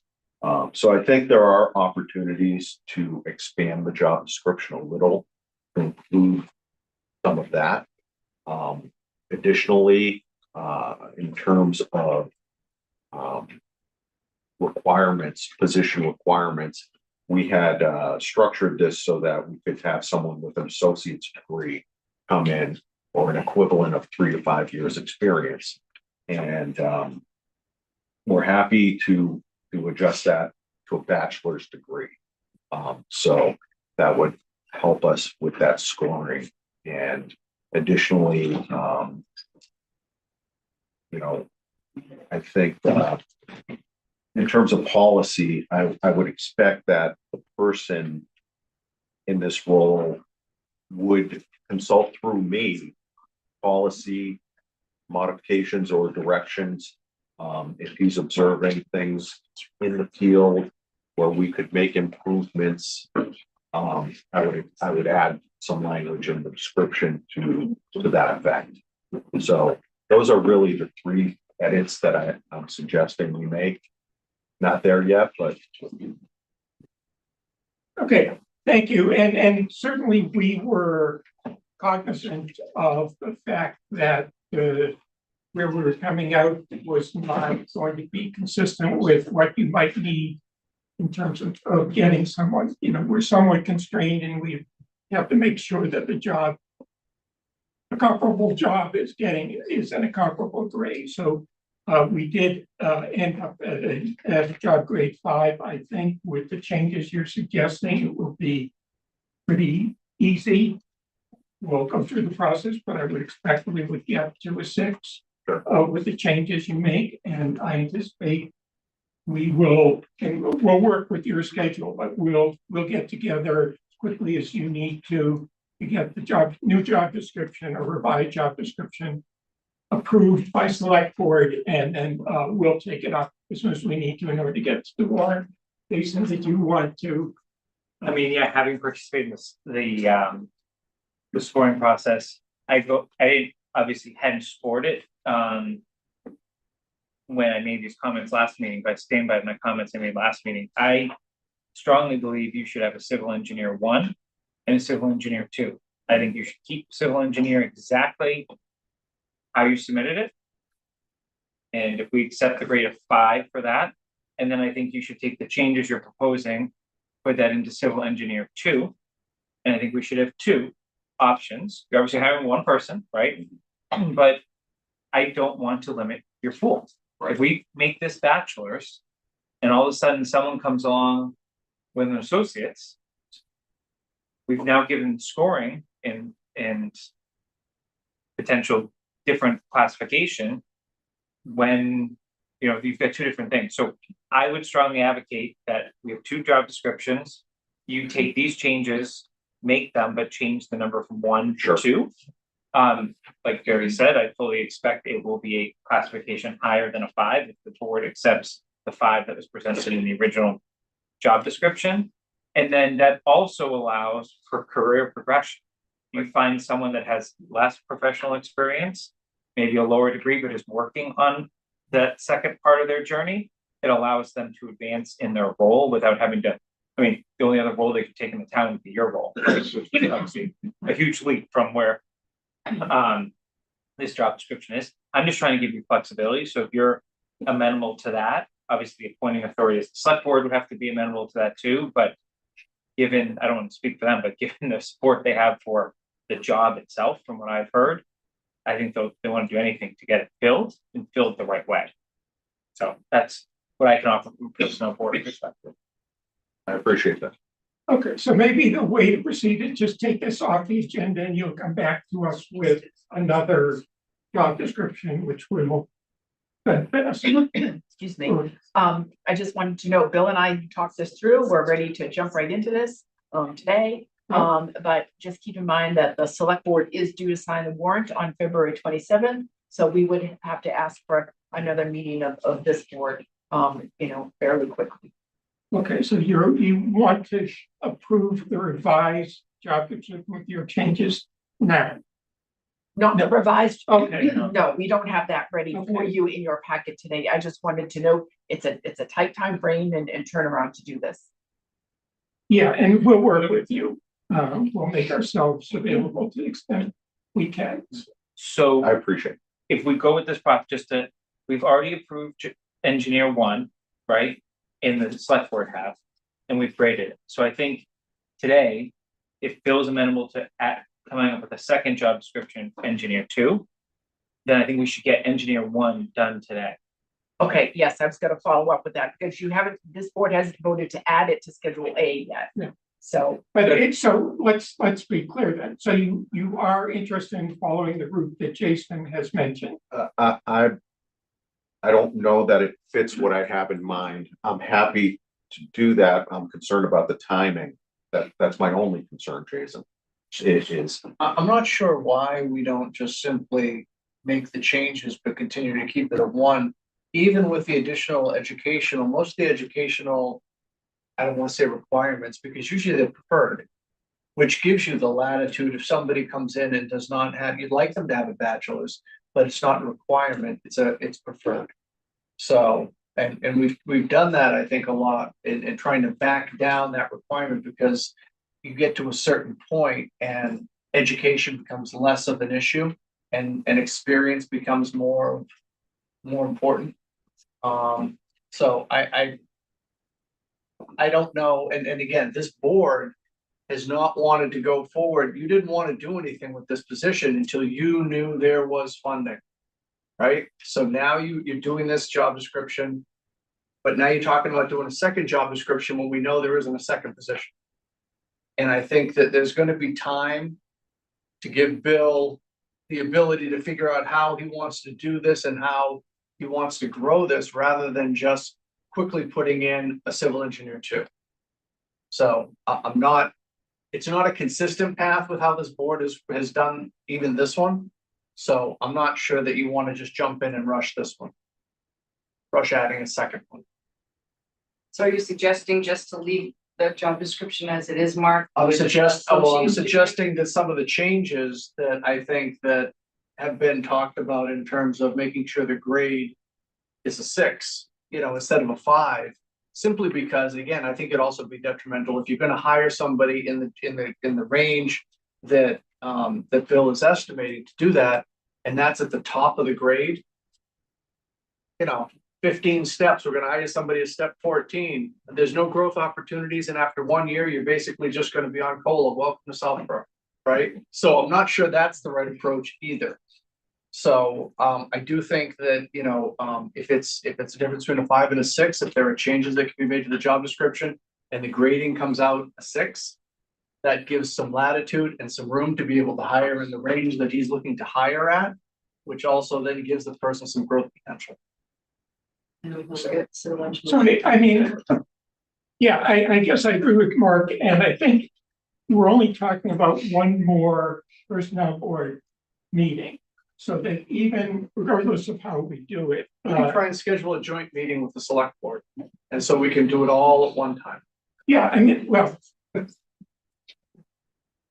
Yeah, I mean, right, for us, the only thing is we need to see the completed job description, and we can score it subject to obviously the board then approving the job description and then approving the score.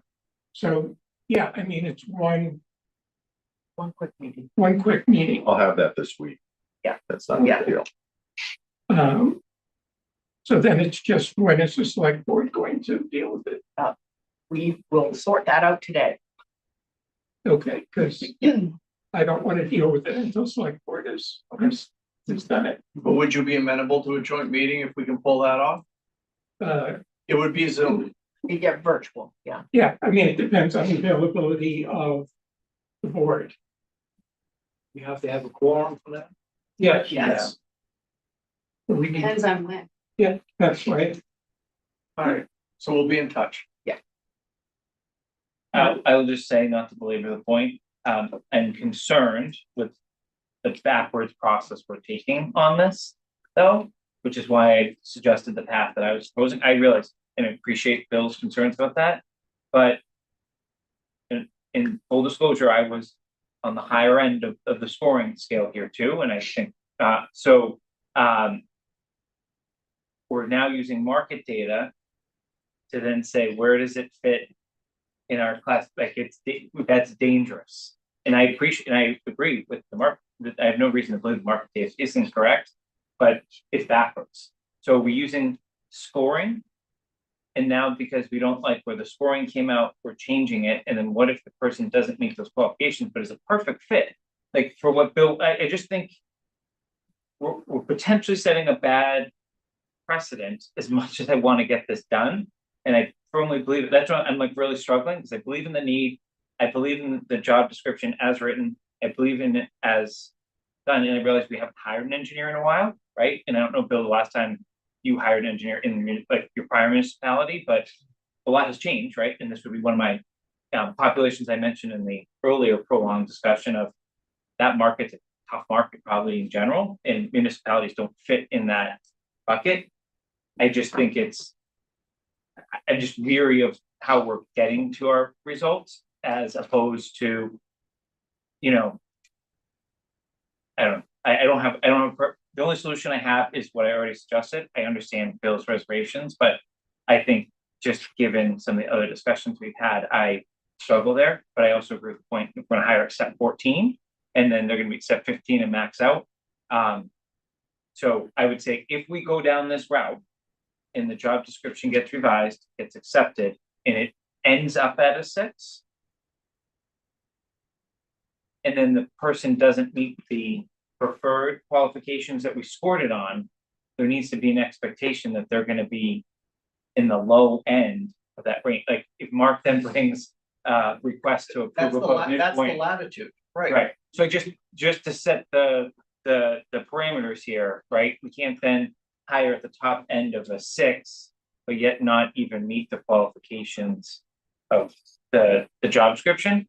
Again, you can, we're clearly not gonna decide this today, but I would just leave that as food for thought for Mark and Bill to think about of what they bring back to us. See, because- that's why I asked Bill, I mean, he's, you know, Bill, you know, has a process, very much you know, and I don't want to push him into a decision, you know, and I don't think he should be pushed into a decision on why, I know what I want now, but we're talking about what it's going to be later.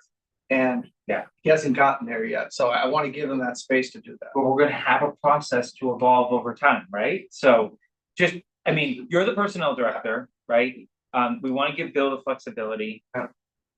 Right, let's figure out a way to get this done, whether it's one, you know, but I think you also have to think about, and this isn't Bill's problem, this is your problem, right?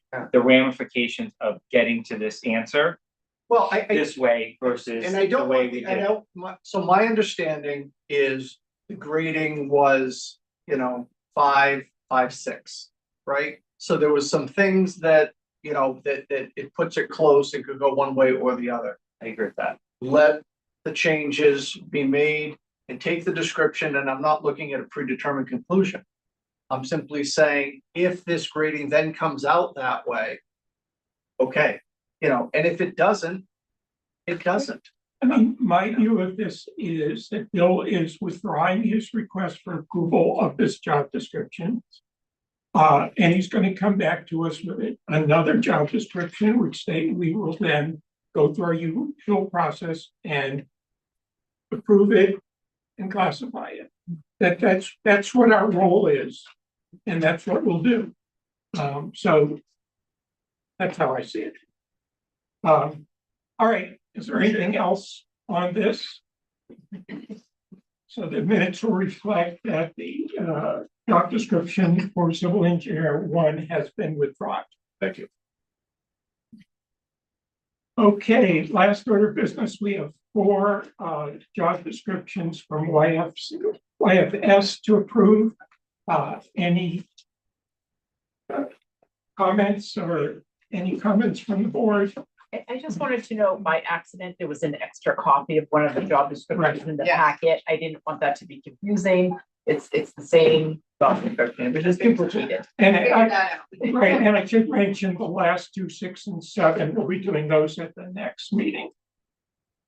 So we just have the 4 from Youth and Family Services. Any discussion about this? I'm gonna ask my same question I ask every time. Someone independently, I believe Melanie was doing it, has independently compared pre and post of what these were. And there's no substantive changes in these write-ups. Yes. I would say our program coordinator is a significant change. I don't know. This whole process has been a little confusing for me. I worked on these job descriptions. I met with our employees to say, does this reflect what we're doing. When we hired our program coordinator, she was 19 hours a week working on a couple of programs. She's now like a prevention and outreach specialist for our department, so it's quite a bit of a change. And I hope I reflected that in the updates. I mean, you can see there's a lot of changes. I'm not an HR person. When you say changes, are you saying changes from the job description as it existed prior to the survey, or changes that have been made since the survey? Changes to the job, I should say. Did the changes occur prior to or after the survey? They were part of the survey. Okay. Those things were already happening. Yeah. So I just wanted to interject that the job description of our program coordinator, we only had one version. It said 19 hours a week. Like, there was so much that needed to be updated on this. Is significantly different than what you have in front of you now. So I just wanted to make sure, because So is your, I just want to understand, is your concern about where it says biweekly hours, 80?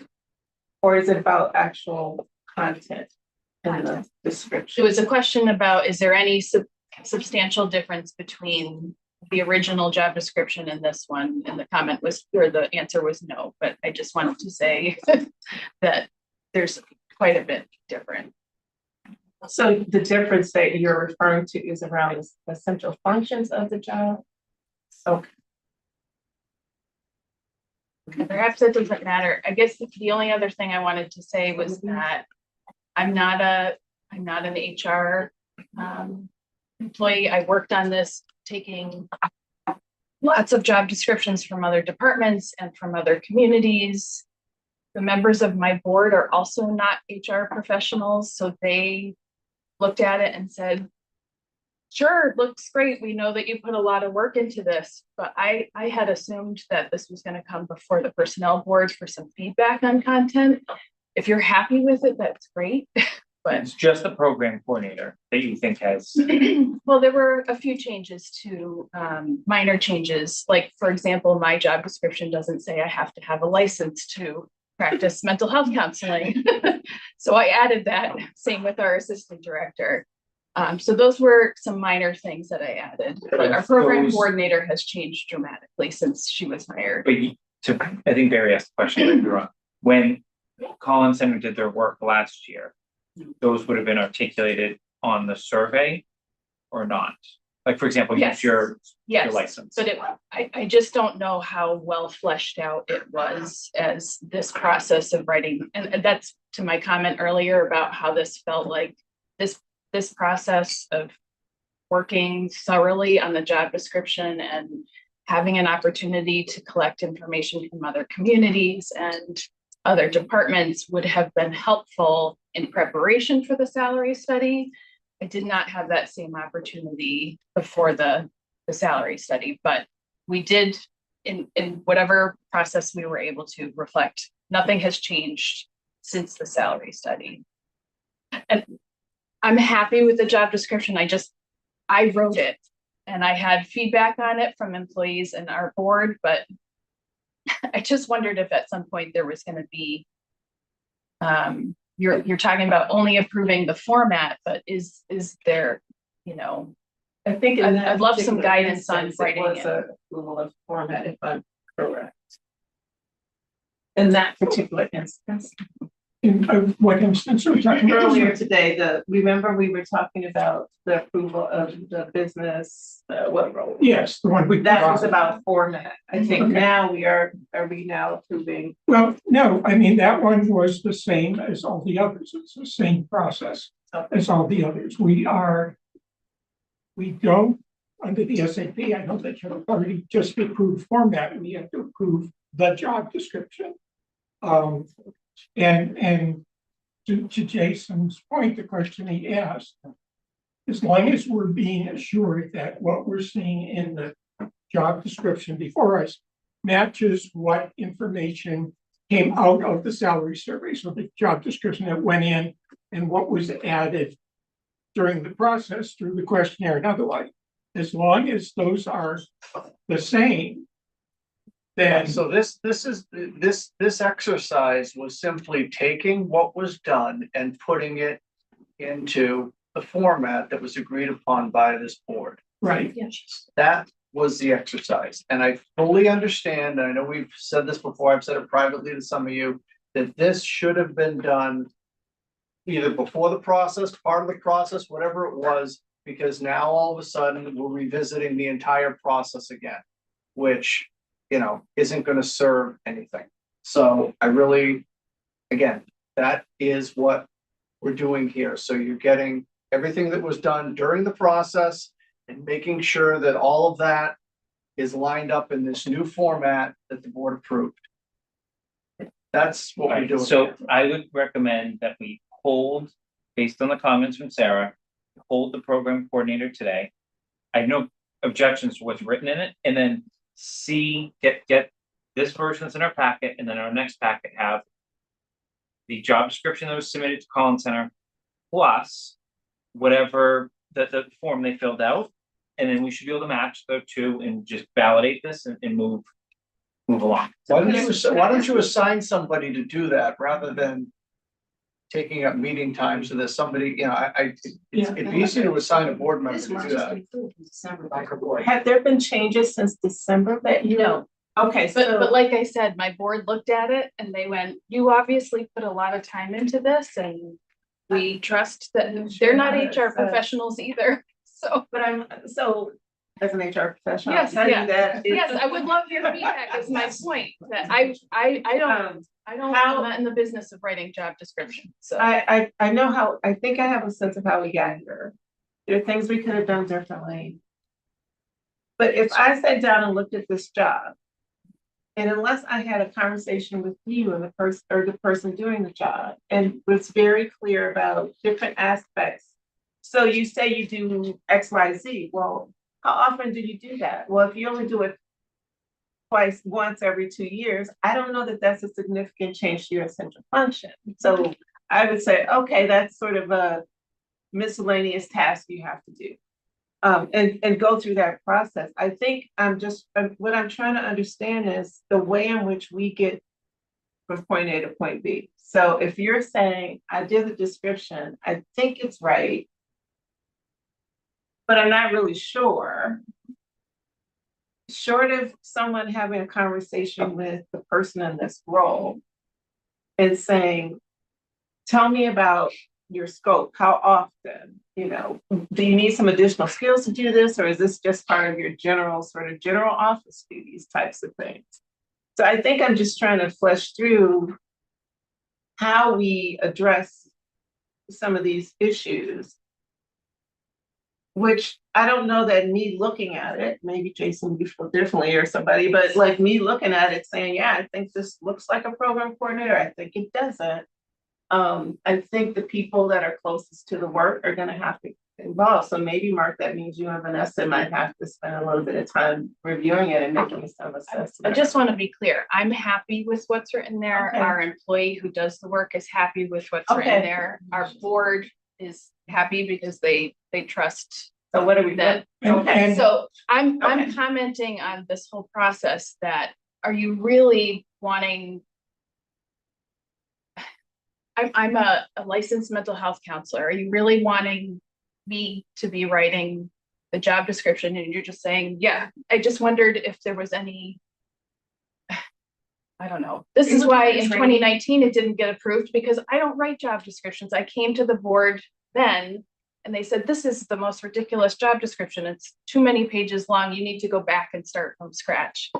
So So we could have maybe, as we think about this, provided more resources or tools or Yes, yeah. communication or like. yeah, here are I the thought things it that was we coming want. to you for your review as folks who have that background. And Employee so- training, how to write job descriptions. Yeah. so you're happy with But I the, would not be reviewing, no, all of the job descriptions that are coming through. You have professionals as well. you're happy with the job description, there's no issue with classification on these. Right. Okay, Maybe just a comment to you all that in the future, since you're thinking about policies and process, if a change needs to be made to the content of the job description, if there's some process for doing that, because I felt a Yes. little I alone I think on an that's what Well, I island. think the we good talked news- about earlier is that we're going to be able to put some guidelines together to bring back. That's great. Yeah, I think we're almost all caught up, right? So we've now got a baseline. You looked at your job descriptions versus town administrator's office and everyone else's, like it was messy. So I'm fine approving the job description. The department head is comfortable with that. I do think one member of the personnel board with Mark, we don't have to decide it here, should just look at that, just because it will inform our process as we move forward. Not that we're gonna come back and have a further conversation about was that you volunteering to do that? it. Me? Yes, Sure. so it sounded like. to No, we me, said we that's weren't all. deciding it at this meeting. I'll do it. Okay, all right, so if there are no other issues, I would move that we approve the job descriptions for Assistant Director, Business Administrator 1, Director, and Program Coordinator, all in Youth and Family Services. So a second, Second. all in favor? Those are approved. Thank you. All right, is there any other business to come before us today?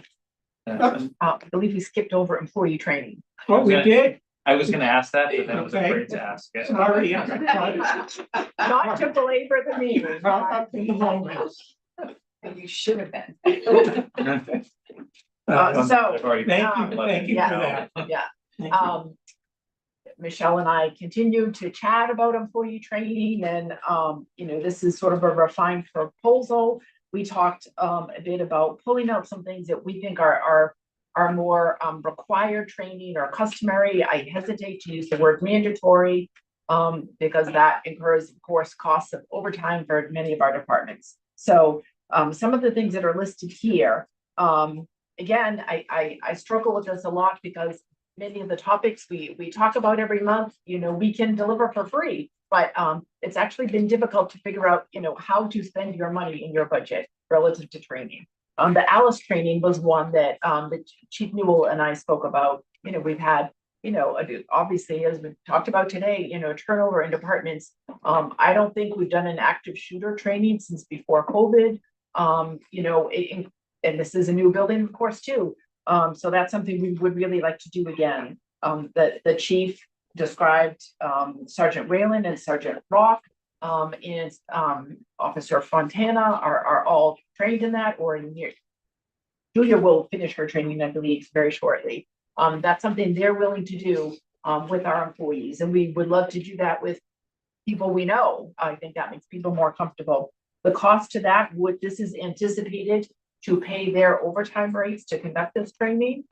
So that would be $1,000. We also have not done our discrimination prevention and anti-harassment training for employees in quite some time. We feel that we really need to do that again.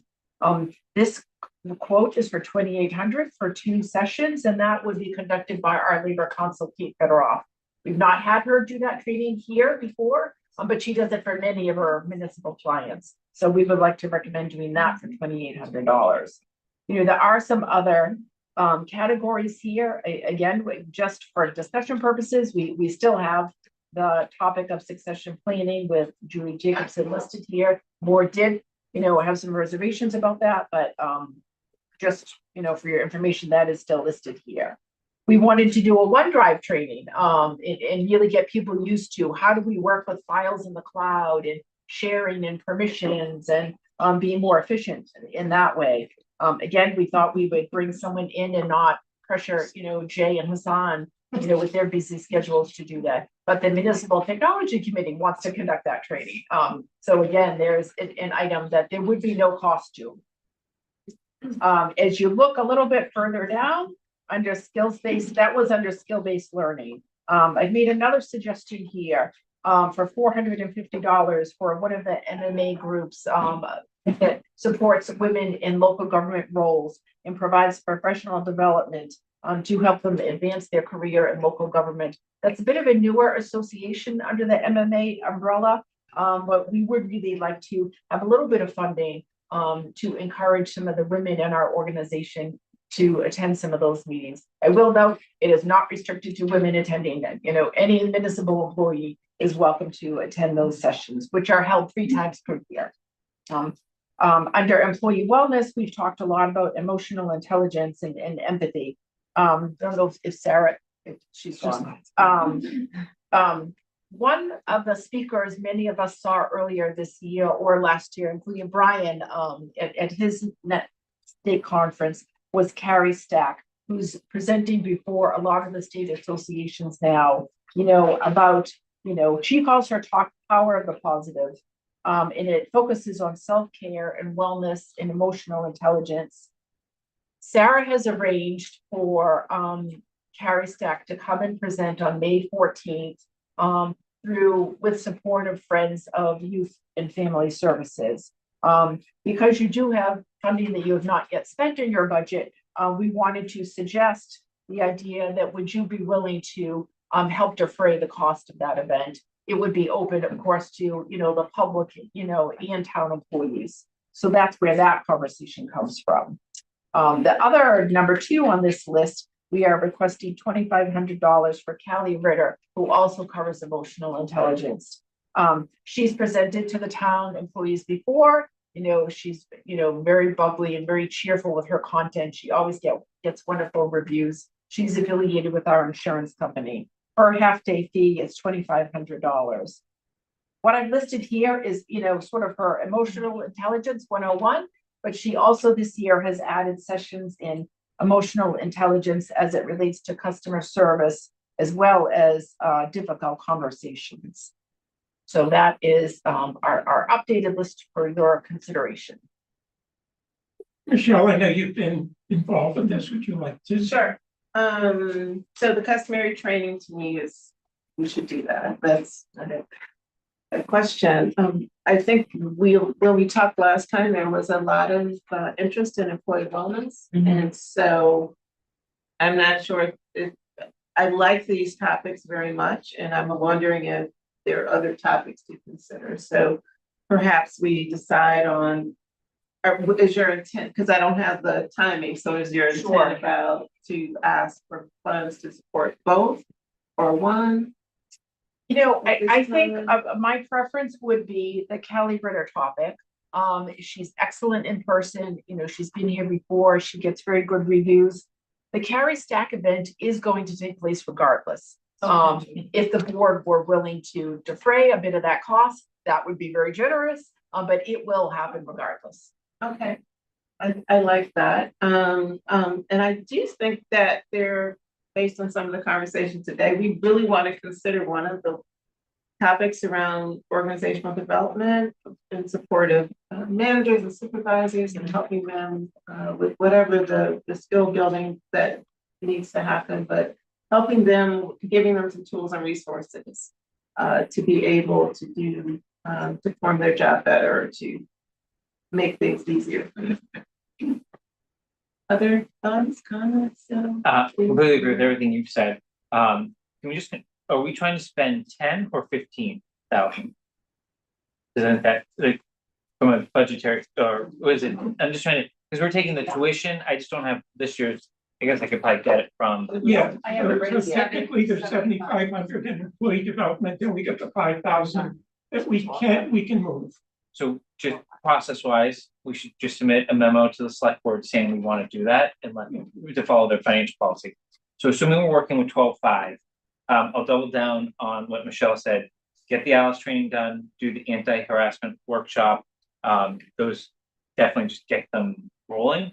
I have reservations on category 1, given it was already, category 1 under emotional employee wellness, not because it's not a great program, but they're already planning it. They are. We can get that much more, right? That's a private event, right? It is an evening event. Right, But it'll be publicized to everybody. Right, so employees find that helpful to them, then they're invited and can go.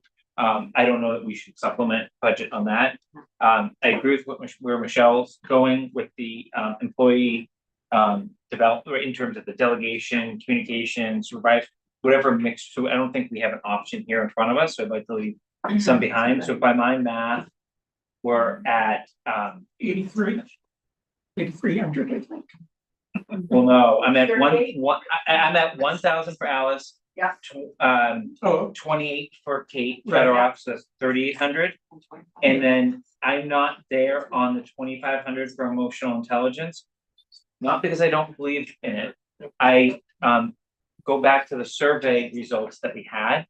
And on the wellness, like there seemed to be a lot of requests for like regular recurring, like I don't know whether it was yoga or like other things like that. Just I think that is see if we can get a program in place. Okay. Whatever that is, I don't have any intention, but I'm just reacting to what the employees wanted, not necessarily what the 5 of us want. Although I do think we're on the right track here. Okay, thank you. And just to note, Vanessa, we'll talk more about the succession planning piece. That's typically for managers at some point in time after we do some other things first. So I just, in terms of thinking about the cadence and timing for that, I think that's a little ways off. Later on. Yes. Yeah, okay.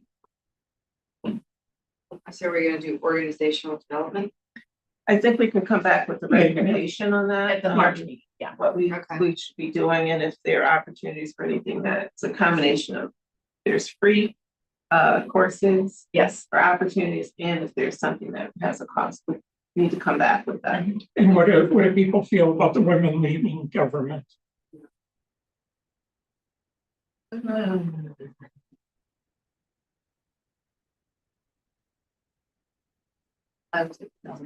That's me. I want to see the I don't know, I don't the really other see options what first. they are offering. Okay, so it sounds like the only ones we want to approve at this point are the first two bullets, the Alice training and the anti-harassment workshop. Is that? And the Kelly Ritter. Yeah. Or did we not Well, want to do that? You wanna I wait? mean, I think there's different opinions on that one. Yeah, Okay, well, Vanessa mentioned it, so I didn't know if we wanted to do that one or not, so, okay, that's fine. I mean, we I think we can, can hold on maybe those in lieu of some of the more focused wellness Wellness, okay. opportunities. The other thing I want to ask that we consider is, so this anti-harassment workshop, our council will provide that for us. Mhm. Is it required that it be council each year, each time we offer it? It is not, it's been done by, other consultants in the past. It is something that, Attorney Federoff, we chatted about it and she said, I do that kind of training for my other municipal clients every I year. would love that. I would just love that if it is a recurring training. So if we have to do it every year on a regular cadence, we think about cost and think about it.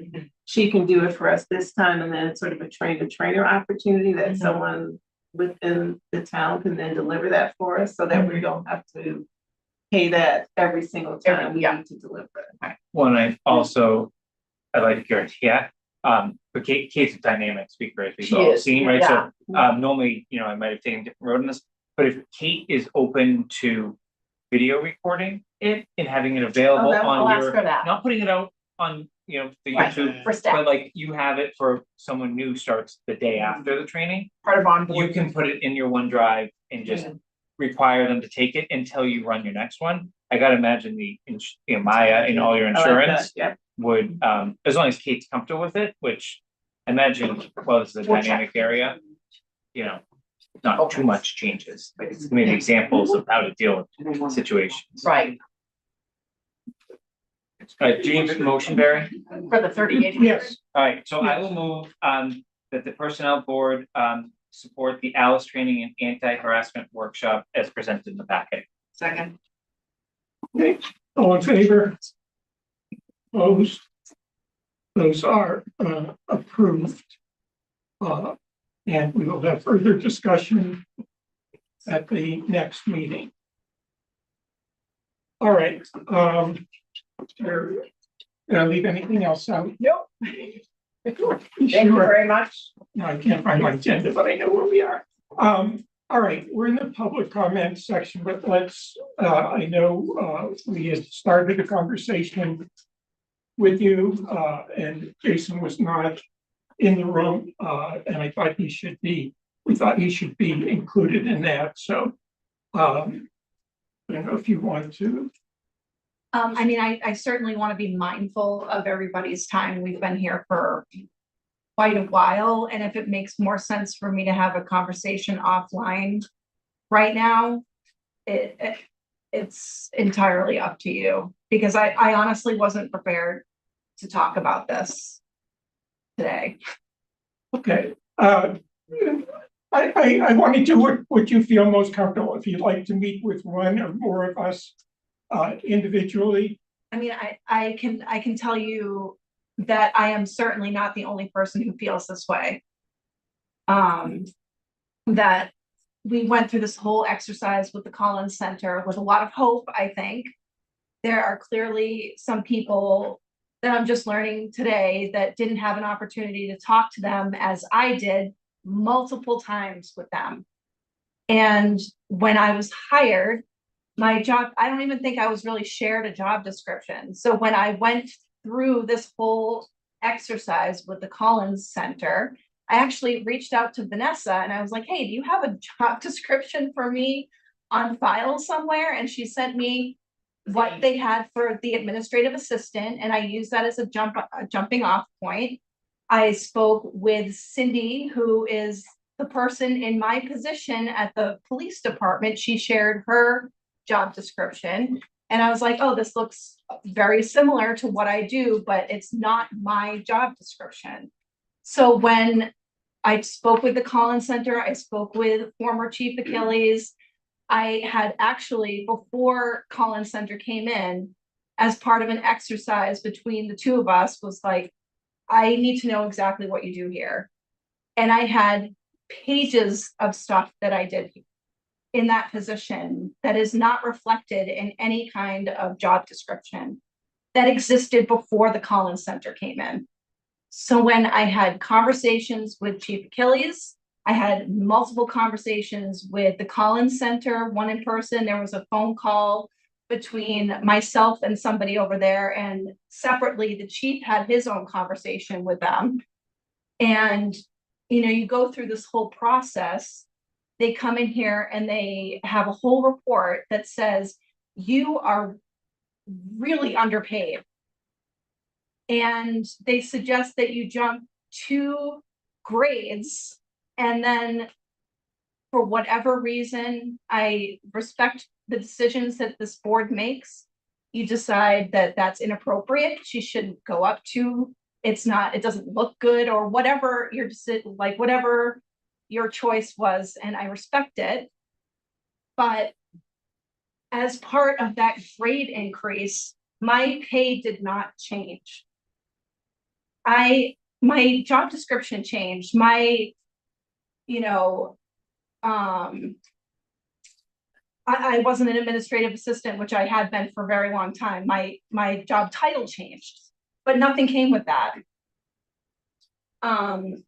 As part of what the Collins Center presented, you get to see what people in other municipalities around us in certain similar positions, and this didn't exist just for me, it existed for everybody. We had a lot of information that we saw that we wouldn't have otherwise. We see, oh, these people in these positions in other towns are making more than us. And I understand not everybody is going to be happy with that.